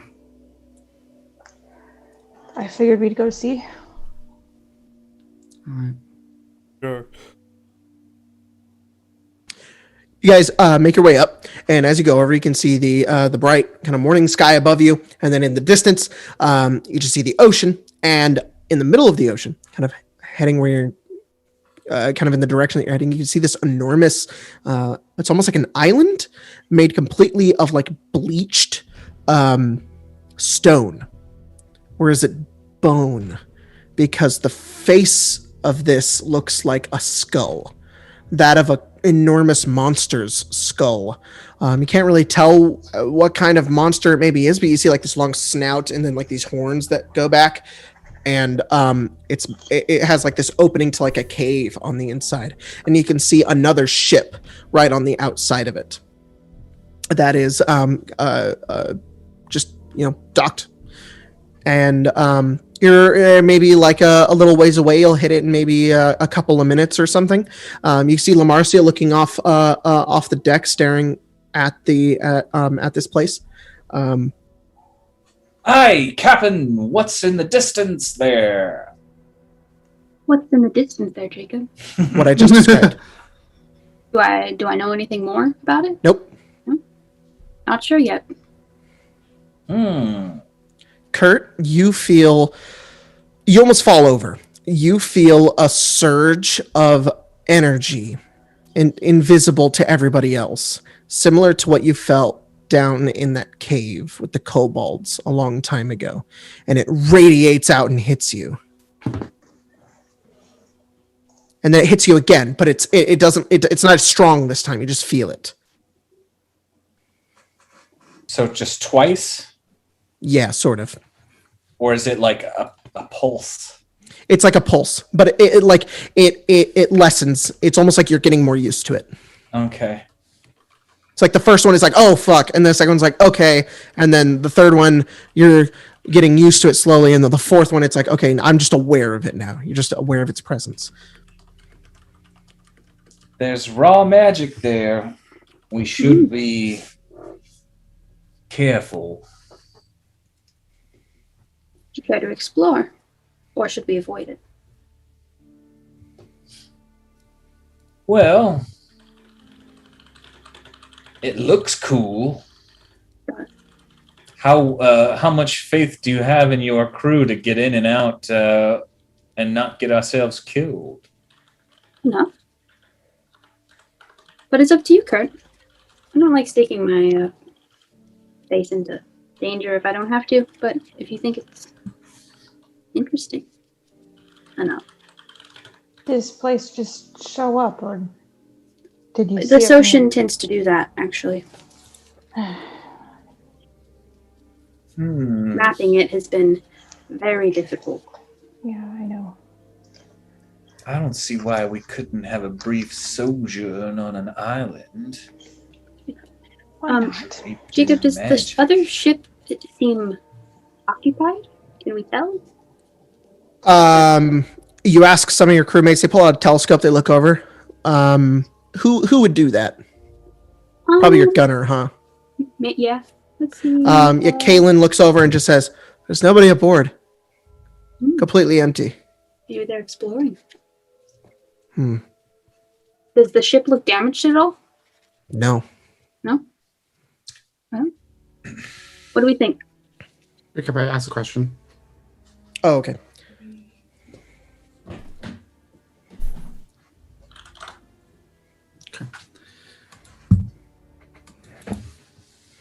Yes, no? Sorry. Oh, that wasn't at me. Why not? Sure. All right. I'm going to tell Loriana to get us over there as safely as possible. Okay. Yeah. You guys start to sail closer towards it, and you kind of ease up over towards it. The ship could actually fit inside the mouth if you wanted it to. That sounds like a bad idea.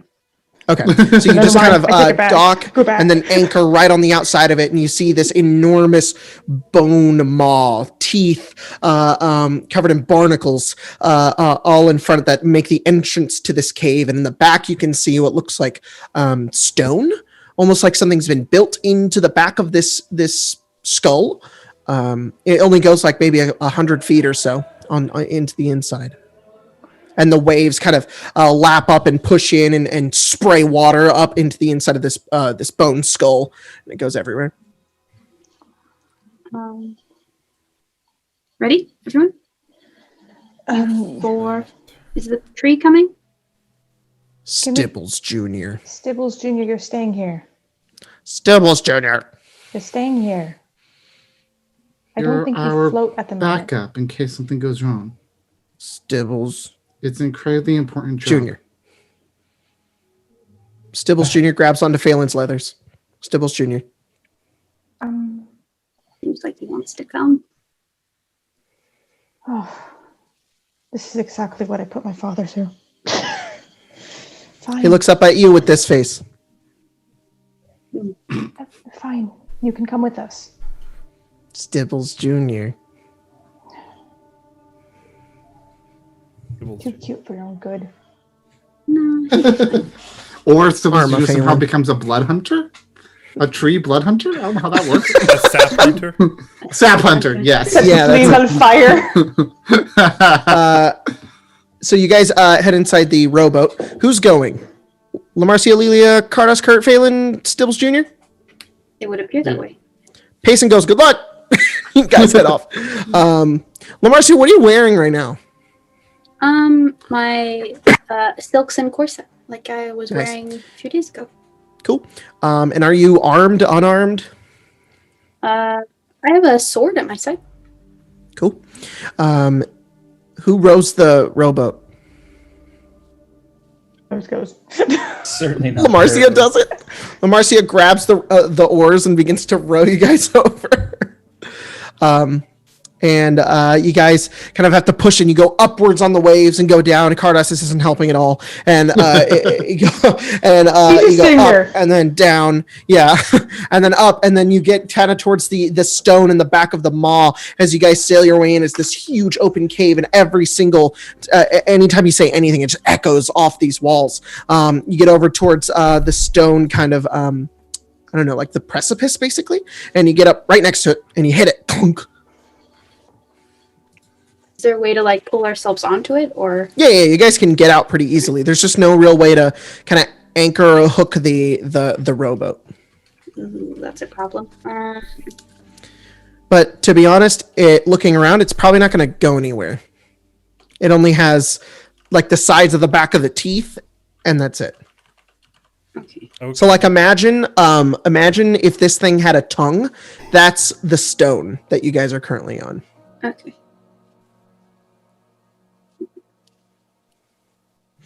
Well, hopefully it doesn't go anywhere.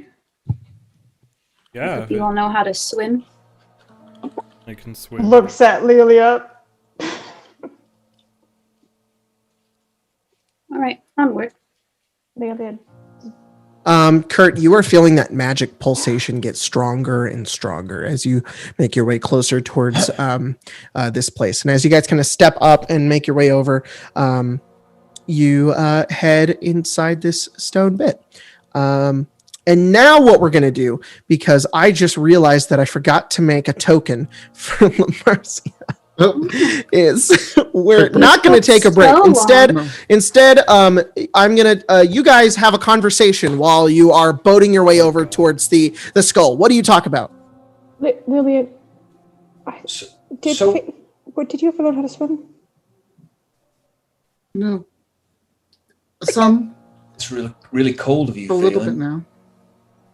Cold of me how? I don't know how to get my head up of water. How? With that. Who was gonna teach Lelia how to swim? I could, if you don't know how.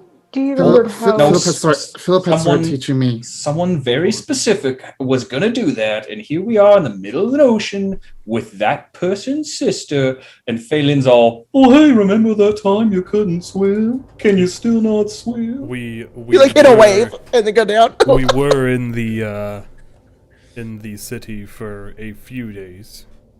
Time to learn the basics. I know enough to keep my head above water now. How about that? Bring I'm it not up. comfortable in it, but it's Is Lelia in her armor? yeah. Oh, Lelia.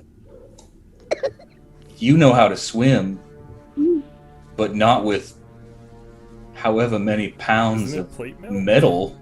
It's They're a half very, plate. It's half plate. very interesting party. You will sink to the bottom of the fucking ocean. There's a reason people on ships don't wear armor of any kind.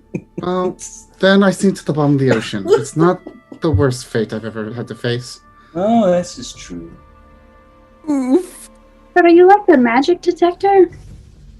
Well, You're like, over there's magic. That's a strange ability. I've never heard of anyone like that. it's not really an ability. I wouldn't classify it as an ability. It's just sort of that. When I was young, my bastard father imbued my baby form with raw magic, and so whenever raw magic is around, it just sort of like calls to like. By the way, also, I am hearing voices coming from this place. So That's it's more not than good. just pure magic going on here. I don't hear Oh, anything. that is good to know. It's not constant, but they're calling out for help. Marcy's like trying to listen. Do I hear anything? It's definitely Roll not. perception. I don't. It's not a physical voice. Because I wouldn't be able to hear it. I'm half deaf. Oof. Well, I got a 13, 13. but there's more just confusion. No, I you guess. hear the ocean, and you hear Cardos trying not to barf. Colton looks up from his phone in anger. I'm not even looking at my phone. Whatever you're looking at, I'm sorry. I don't know what's in your hands at this moment. What is it, a piece of pie? Oh, there's nothing actually. Lasagna. It's a piece of pie. He's just staring at a I piece of pie. just lift up a Contemplate pumpkin pie. pie. in my- He's like, yes, I actually I love enjoy it. looking at pieces of pie. Not Contemplates eating them, just staring at them. Yeah. Looks at nachos. I'm busy. What do you mean by a non-physical voice, like a ghost in your head? Something like that. Let's just say that I'm very connected to those types of things. Anyone? Stibbles Either of you Junior have- and his 13 hit points. Oh no. Oh no. Do either of you two have something strange that you want to just throw out there now? Not Ghost particularly. Detector, magic detector. Not particularly. I would say I'm not a Phelan? ghost protector, but closer to being one myself. How about that? Hey, Spencer, how many hit points does Lamarcia have? Lamarcia has 57. Jesus Dang, Christ. chunky. No, Oh, sorry. plus the 7 temporary, if those are still. He's healthy. Okay. Who has the most hit points now after you lost Philip? I have 56. Really, it does because she's 72. Yeah, I think it should be. Philip was chonky. Yeah. I'm gonna miss that. I don't think we had a real combat with him having all those hit points. Yeah, you gave him the tough feet and then womp womp. And then Gratz. Okay, I Well, think I'm ready to go He here. never really got to use them either. Mm-mm. Phelan, Let me just do you double have check. anything? Roll 20's being weird. What? Lamarcia's just trying to get a read on the party You know. right now. Just chatting okay. like you asked. Phelan was once turned to stone. And Kurt doesn't let me live it down. Happened to my brother once. It's funny. Yes, that was actually something that we talked about. It was for 19 years, so I've missed quite a bit of what's gone on. His was like a day or two. Yeah. Those chicken things. Apparently Kurt thinks that's a very important thing to bring up constantly. Well, look, it's an experience that very few people have ever had, you know, to have turned into stone. Killed everybody else that I knew, but, you know, I survived. Again, a very unique experience. There's a lot of guilt there. Anyway, we're almost there. All right, you guys park and then get up onto the stone, and you see this opening that goes forward. Yeah, park the boat. Is it completely dark in there? Yes. Do we have We're people without dark vision. Why the fuck does Dragonborn not get dark vision? Stupidest thing. Light has to be important, okay? Nobody else cares! What's up, Lelia? Sorry? No, I nothing. Okay. You guys head in. You can see as you kind of turn the corner, you see like there's like the like a stone kind of room forward ahead, like built into this kind of cavern. There is no light coming in. I'll cast the light cantrip on my armor, I guess. Okay. Let me give you. How much light does that give you? 20, so 40 total. But I mean that as like a genuine question too, though, because there's a skull, right? It's a skull with eye holes and mouth hole. There's no light coming in though. No, because you've gone past that point. It's almost like you're going down its throat. Oh God, we're being eaten. Okay, I didn't realize that we got past that point in terms of its entire skull was like a cave, and in the back of it was this stone bit. Okay, see, I thought we were having to leave the rowboat behind at the mouth.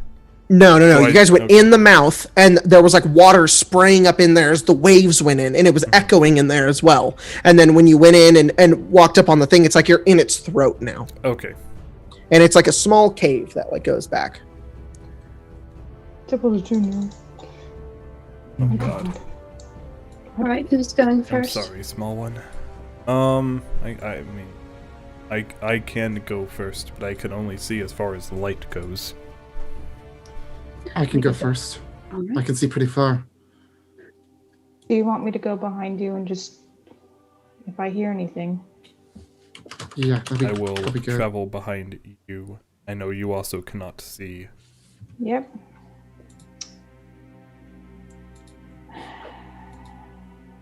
All right. Yeah. You guys should be able to see the map if you can or can't. Right. Oh yeah, I can. I think it's just a matter of moving us into the right places. No worries. Oh wait, I'm already up kind of towards the front. I moved. I guess I will take up the rear with Stibbles Junior. Sounds good. Does Stibbles Junior stick to anyone in particular, or is he just kind of there? Stibbles Junior is currently following Phelan. Okay. Stibbles Junior needs to be like right up here. Yeah. Oh God, what's his AC? Probably 10. Oh God. Let's bark. It might be better. I don't remember what it was. His AC is 13. Oh, okay. His AC is 13, and his hit points are 13. How nice. And he can make 2 slam attacks. Oh, Do they do 1 damage each? bonk, bonk. You guys head forward, and you can see what looks like a antechamber, like a waiting room almost. And there's like doors that have like sunk into the ground, and it's a bit like flooded in here. As you guys walk in, there's like about 1 inch or 2 of water that you're kind of splashing around in as you go in. And you can see like these benches are just kind of in this small little room. And as you guys begin to go forward, you hear a voice call out from deeper in and say, "Hello? Is there someone there?" Is everyone just staying quiet? Why are you talking to me? Please tell me you've come to help me. And you Not see particularly. Oh, good, you speak common. You see this dwarf walk around the corner and head up the stairs right here. Wait. Enter into this room. This dwarf is wearing like a leather lab coat, and has this sort of pin on his side. Everybody roll history. This dwarf also has these giant goggles on his forehead. He's balding and has gray hair down the side of his face. Can't see him. So. Oh well, he'll fucking stand here. He sees the light and just steps forward. Just like, ugh. What did everybody get on their history? I got 18. 18 too. 18. I could never roll this on the Chroma Apocalypse, but no. Come on. I got a 17. 10, 17. Fucking murder me now. 6. It actually makes a lot of sense that the three of you get this. The pin is that of a hand and hammer, kind of in like a diagonal, and you know that this is the symbol of the kingdom of Thelagon. Okay. It makes perfect sense for Phelan, Lamarcia, and Lelia to know this, but not Cardos and Kurt. And he's got these giant goggles, and he's like squinting his eyes, and he says, "Oh, you've come to save me, yes? Yes? Yes? Sure. Oh, very good. Who sent you? No one. No one. We stumbled upon... We're sailing. What are you doing down here? Oh, I am down here performing science. What? I had a very large crew. Very big crew. And where are they now? They're all dead. Yep. Sounds about right. It is good to meet you. My name is Orgol EasyNet. You do not need to yell. Of course, yes. I apologize. Why is he turning Russian? What kind of science experiments are you doing down here? Well, we felt a pulse from this place. It a pulse of magic, and we were trying to find out what this magic was. And so, please come this way. I can show you. Can I insight When he this starts guy? to walk. Yeah, sure. Roll insight. 22. This guy's fucking crazy. He's probably been here too long. Okay. He seems a bit out of sorts. He seems like he looks like a man that cried every day for 30 days and then got over it and is now I'm just living here now. This is my life now. Yeah, he just accepted fate. As we're walking then, Cardos would probably lean over towards Phelan and just whisper in his ear, "I don't trust anything he says." Come! He sounds weird. I do not believe he is mentally stable. Kurt, you're like walking forward, you hear Cardos say, "I don't think he's mentally stable." Out of character. Are any of Stibbles us? Junior. You guys walk in, you see this laboratory, but also it's like an excavation center. You see wires and lights lighting up this place, and you also see this like deep pit of water. It's about maybe 20 feet deep, this pool, and you can see these enormous, beautiful urchins on the inside. They're just kind of like slowly wriggling with the water, and you see this enormous deep pit in the back as well. And on to the right is like this metal kind of crafted I don't know what you would call this, stand workspace, I guess. And he goes over and he twists a couple of knobs, and you hear like a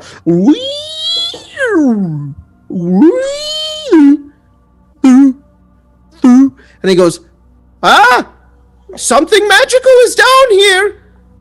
Yes, I am to gather it and bring it back to my people so we can use it against our enemies in the war.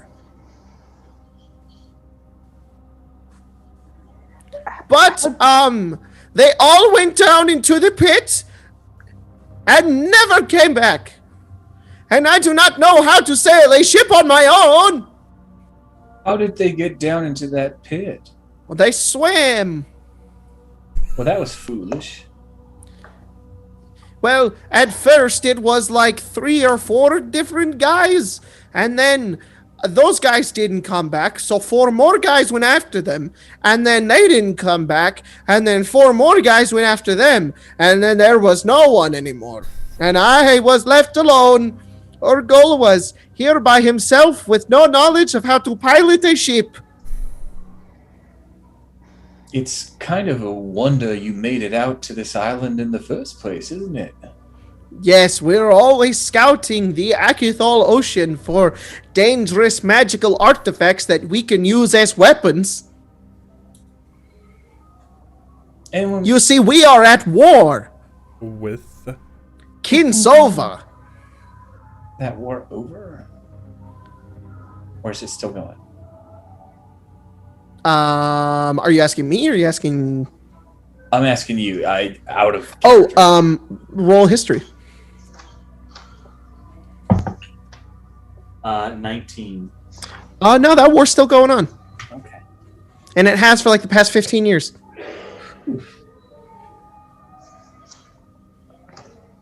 So you haven't found anything. I found definitely something down there. I thought about going and diving down and finding myself, and maybe it would help me or bring me to the rest of the crew that came here with me, but no. What do the machines do? How do... The machines can track where certain things are, and they also helped us dig and locate exactly where this thing was. And it's definitely down in that pit. Oh, yes. That's what all this machinery is here for. Listen. And this, like, really loud noise comes to you. It's like, oh, fuck. It's like hurts your ears. And then it goes, boop, boop, boop. And you go, see? It's here. Still. Desperately wanted him to be making noises. Mm-hmm. Do I know whether or not lesser restoration or remove curse would cure insanity? If you casted lesser restoration on Phelan, do you think he would get over his trauma?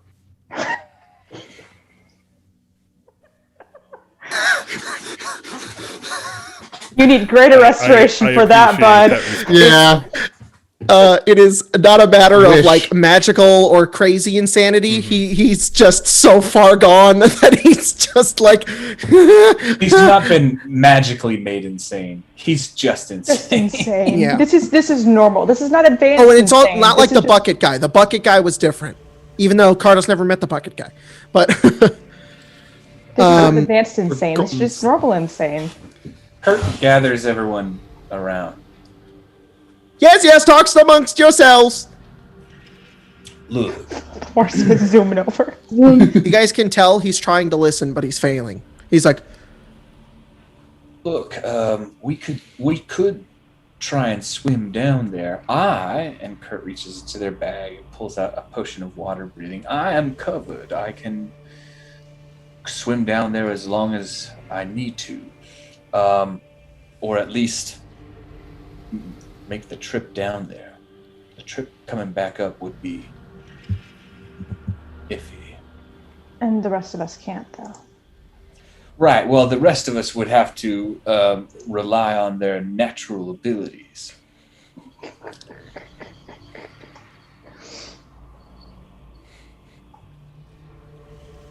So you really think we should go down there? Stibbles Junior.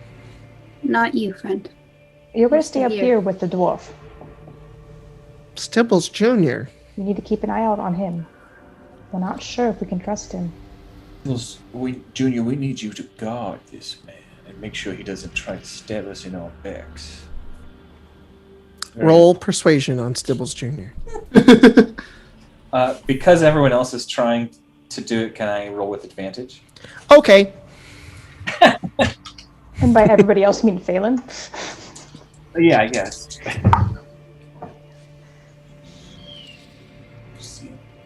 I love the insight fans. I'm like, oh, this is what I did. Oh no. It's exactly what he did. Dirty 20.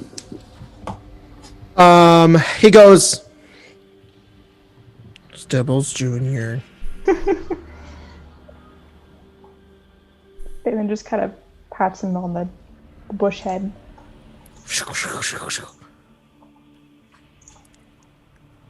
Right.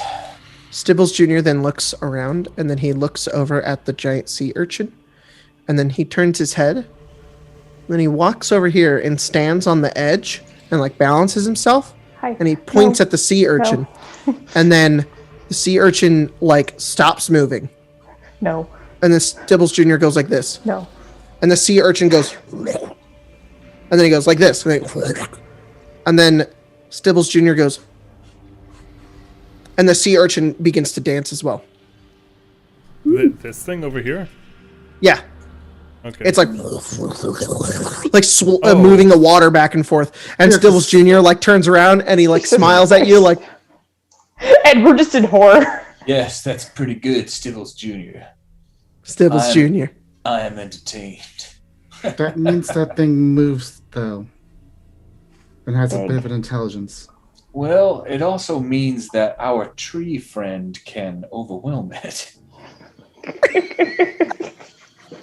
So I'm not as worried if a tiny tree boy can take control of its motor function and make it dance.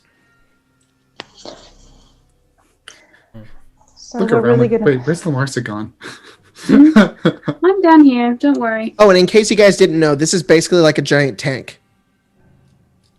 So it's like there's glass walls that go into like this pool of water, and this right here is like a bathysphere that can, well, not a bathysphere, whatever it's called. It's like a depressurized thingy. It's an airlock. Yeah, an airlock. Thank you. That's how you get in. Friend, what's down this way? What? Oh, failed experiment. How did it fail? Right? Wait, we tried digging in a different spot, We're all just like, and it did not go so well. What happened? Cardos, I need more light. Explosions. Reveal, Cardos. Get over there. By the way, I'm gonna have Asphodel hang out with Stibbles Jr. But it's a bird in in the branches of Stibbles Jr.'s head. I just want to see what's Asphodel going on here. Goes, huh? And Stibbles Jr. goes, Stibbles Jr. He goes, huh? Stibbles Jr. Huh? Stibbles Jr. Huh? Stibbles Jr. And that echoes. Is this a gate? Yeah. It's like it's like this like glass sort of like gate, and there's like energy kind of on the side of it. Like glowing blue light. And he goes, oh yeah, you should not go that way. It flooded. It flooded. So instead we're going to go swim down the giant hole. The one without the explosions. Oh, you're going to swim down there? You have anything that would help? Yes, I have these. And he holds up these like small little metal things, and he says, "You put them, and you can breathe underwater." Huh. Kurt, would you still be using a potion? How many do you have? I have What is this man? 10. What is this man's I'll take one. accent? His accent is consistently changing. He went from Russian to like He's crazy. backwoods. Let's be I real. have 10. He went from Scottish to Russian to back Yep. to Appalachian.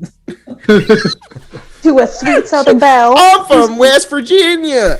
Gonna ask that if we wanted some West sugar honey iced Virginia. tea. Country roads. What'd you say, Phelan? What? I didn't. Never mind. Phelan didn't say anything. I said it. Do you want one? Yes. Yes, Sure. please. Okay. He hands them all to you. He says, "Are you truly going to go down and try to find what is down there?" Yes. Fern, stop it. Yes. Oh, please do not die on my only way out. Right. I cannot lose anyone again. If I do, I will probably... I'll just end it all. Oh, God. Just like Well, okay. Can't take it anymore. Understandable. I'm realizing now that... Oh, he looks up at you, Lily, and he says, oh, you have some serious problems. Yeah. Did you also get stuck in a cave for months? What have you been eating? Huh? Let's say something like that, but not really. I've been eating fish. At least you know how to fish. Lamarcia's going to cast prestidigitation on hers so that it's not all yucky from his mouth. Okay. Yeah. I have not a question. Never mind. It doesn't even make sense. I can't even see the pit. I'm trying to figure out if we need to take off our armor or not, because if we're gonna swim. And it's also like looking at his stuff, just like, well, takes off backpack. And you guys make fun of the silks. Well, if you guys want to just walk on the floor, no. If you want to swim, probably. Well, I mean, we don't know what we're walking down into. Like, you guys can see in there. I can't. He can't go that far. I can Never see mind. 40 feet, which is not that far. Can you not see, Dragonborn man? No. Let me help you. Seems like a game design flaw. Yeah, I know. Dragons can see in the dark, but for some reason, Dragonborn cannot. No. Swedish? Actually, a chain gun or something. Mario Italian. It's a demon. He's a very deep hole. It's a demon trying to figure out how common works. And is very thrown off by how many accents there can be. Kurt's going to take off their armor and stow it inside their bag. All right. I'm going to create a light source so that people can see. And I'm trying to figure that out real quick. So just give me a second. I forget how to do it. 1,000. No, stop. You go onto the onto the dynamic lighting layer. You put on a token. It doesn't matter what token. And you click emit light. Oh. Huh? Oh! I could literally just copy Cardos into the dynamic lighting layer. Okay. Yep. You absolutely can. Floating Cardos. Okay, here you go, Cardos. Bonk. Can you see now? There's a ghost Cardos in there. Strangely enough, yes, but also... Okay, now I can see more of it. Okay, I see. So there's a hole here. Yeah, I couldn't see anything past, like, right here. Yeah. So... I don't think Phelan could either in that case. He goes over and he casts a spell and he watches like lights begin to flutter into the room. And he says, there you go. As you can see, it's a very deep hole. And we're going down into it. And did your friends take any weapons? But we don't know how to climb. We don't know if we can climb back up. Just swim. Take the... Yeah, Phelan's starting to like pull off, like unbuckle and like. I'll probably be as good with or without the armor on swimming, so. No, you'll actually do worse with the armor on. Mm-mm. You will. It wouldn't be a fighting. good idea. If there's something to fight down there, it'd be a lot more difficult with your armor on. Oh, there's probably nothing to fight down there. What do you think happened to all of your friends? They probably just swam away. They probably didn't. They're probably still alive. Maybe. Yeah, well, anyway, let's get down there then. Jacob, just so I'm aware, while underwater, I assume Which one is it, Mr. DM? I assume any spell that has a vocal component cannot be cast? No, you can still cast. You'll just, you know. Oh, okay. You just have to go blah, blah, blah, blah, blah, blah. I wasn't sure if vocal component was like, you have to say specific words. I don't know. We probably ruled that differently in the past, but honestly, that's kind of annoying. So let me look. Adventure environments. Unusual environments. Underwater. Unless aided by magic, a character can't swim for a full 8 hours per day. Each hour of swimming, a character must succeed a con save. Okay, whatever. Okay. Underwater visibility. No, you're good. I mean, You just can't hear very well, but the vocals still can go off. Follow up. I can't remember what exactly it was. I know there are certain weapons that are better underwater. Yes. Yeah. So, Like javelins and tridents. yeah, that's Anything past underwater the combat. Yes. Everything past the first range on like a crossbow or a bow just automatically misses, and I think you have disadvantage. You have disadvantage on melee weapon attacks. Okay. And I believe magic works fine, though. Yeah. He's gonna actually walk over to Stibbles Junior, take off all his stuff, unbuckle his swords, look Stibbles Junior dead in the eye, and say, "Please, don't harm the swords." I would your keep your friends. swords. Okay, I will... And just sets the swords down. He goes over and he picks one up. That's fine. Stibbles Junior. Just don't hurt them. Stibbles Junior. Don't hurt yourself with them either, please. Stibbles Junior. And then you hear the sea urchin in the back go.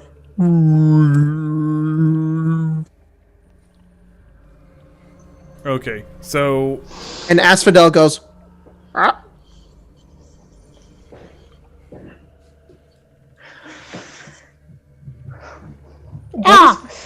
What's with their party? I just imagine Asphodel can like mimic some words too, because Varians can mimic. Yeah, the plant's gonna teach him how to say Stibbles Junior. Apparently. Stibbles Junior. Ah, shit. Asphodel can actually talk to Stibbles Junior. They can speak to one another. They can curse too. Fuck you. All right. Are you guys doing anything else before you head into the undersea adventure? No. Yes. Nope, I'm good. You know what? Let's just go back to the ship. Actually, I'm okay Skip with this that. whole dungeon that Jacob set up for us. I am going to leave behind my armor, and apparently I had a crossbow. Didn't even really know that I had that, but I'm going to leave that behind too. Oh, Phelan's taking his crossbow. Crossbows work well underwater. I believe. Yeah. Do they? Yeah, Do because you remember how Curio worked? Electrical uses them. Any attack underwater is at disadvantage, unless it's. I think if it's a crossbow, it might not. It's I think not a crossbows are fine because you're not using your own strength, which is hindered by the water. You're using a trigger. Let's see. Yeah, unless the weapon is a crossbow, a net, or a weapon that is thrown like a javelin. It doesn't. Basically, Okay. I'm leaving everything behind that isn't my warhammer, my shield, I guess my crossbow, and my spellcasting focus. Okay. I'm taking everything that I brought in with me. Yeah, same. Well, it's also things that have drag too. So like a spear is fine. I think you can use like a spear, a javelin, or a Trident. spear underwater. Yeah. A trident Spears as too. well, of course. Well, I'm sure it's also based on how it's like used, because like a trident and a spear are thrusted, whereas like swords tend to be swung, and that creates more water resistance. Whereas it's this way, so you're going through the water, you're piercing it.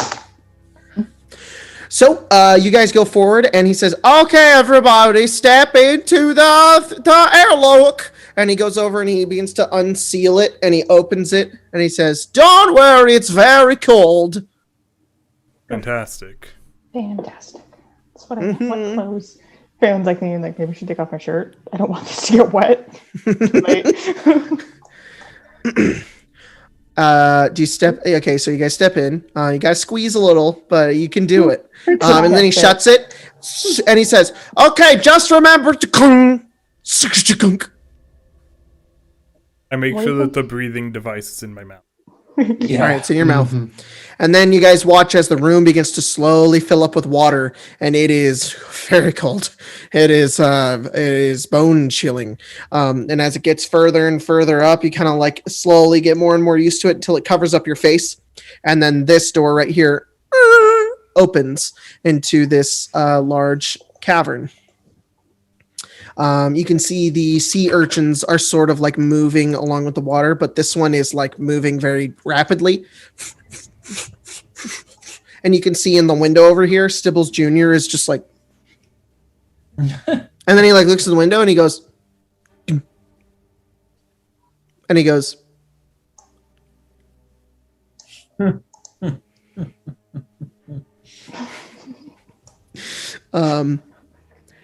guys head in. It's very quiet. I would have light cast on my Warhammer at this point because I left my armor behind.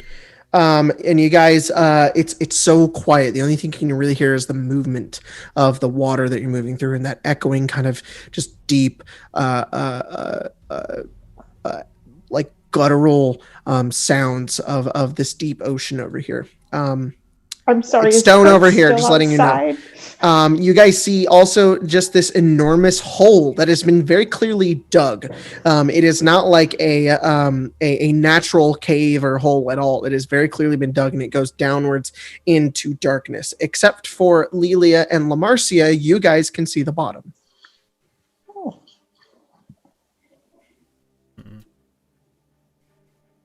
Can I tell how far down it is?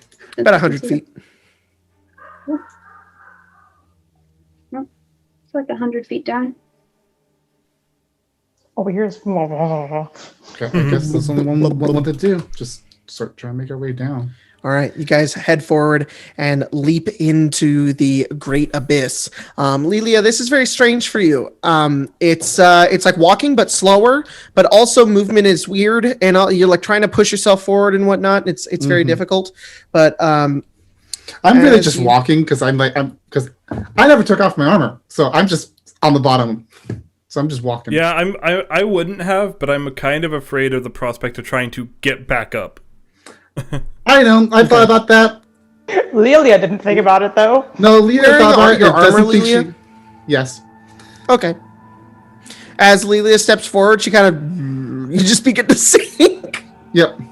You're just like, just like letting it take you. Everybody, Cardos, do you have your armor on? Okay. I say she like knows how, with the amount of time that she was able to get learning to swim with Philip, she probably knows how to like be buoyant on the surface and do like doggy paddling, but she wouldn't really be able to swim up from the place. So why not? If I'll climb up.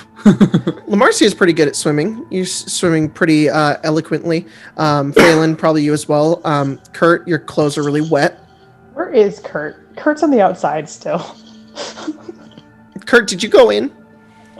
Yeah, no, I did. Okay. Doesn't. Just making sure. I was waiting for you to pull the. Oh no! And you guys see Cardos. You can see for the first time his scaled pecs, rippling muscles. You know he had shirts on. You know he had a shirt on under the. You can see through the shirt. Moved on from Philip the Cardos. This toned dragonborn body, really don't. as his enormous arms pull him forward. Yes. Radiating DILF energy. He's a DILF. As you guys. He's more of a DILF now. Grandpa. You guys head over towards this enormous hole, and Lamarcia, Phelan, you kind of look down as Lelia just sinks into it. You're like, oh shit, and you have to keep up with her as she goes all the way down. Like cross arms, just like not even moving, just going down. This is my life now. And you guys can actually breathe underwater, like in the Phantom Menace when they put those things in their mouth and they can breathe underwater. God. Yeah, you guys have those. So you guys go deeper and deeper into the dark tunnel.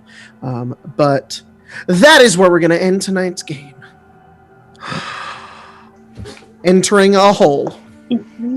Oh, yeah. With a dick dagger. With a bunch of dancing sea anemones. With a bunch of dicks, actually, honestly. That's the next adventuring party you guys are going to meet. The dancing sea anemones.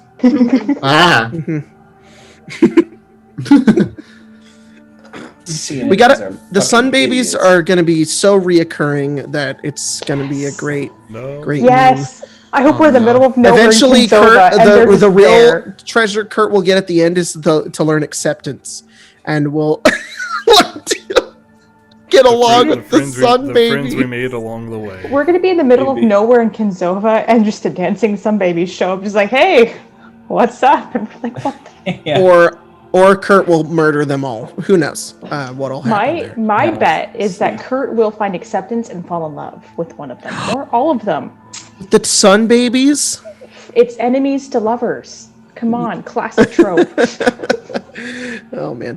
Thanks, everybody, for joining for tonight's game. We'll see you guys in 2 weeks when we play again. And we'll be back tomorrow with Tomb of Annihilation, where we will probably TPK, maybe? I don't know. TPK question mark? Yeah. Please no. What if you guys just swam to the bottom of this hole and it was like, what is it? Empire Strikes Back, and it's just a monster, and you guys just walk into its mouth and die. That's what I was waiting for you to pull with Lilia, just going like, well, this is fine. And we just watched Lilia go wump. Nice. All right, y'all. We'll see you guys next time. Thanks for joining, and that's the end of the stream. Stibbles Junior. Child.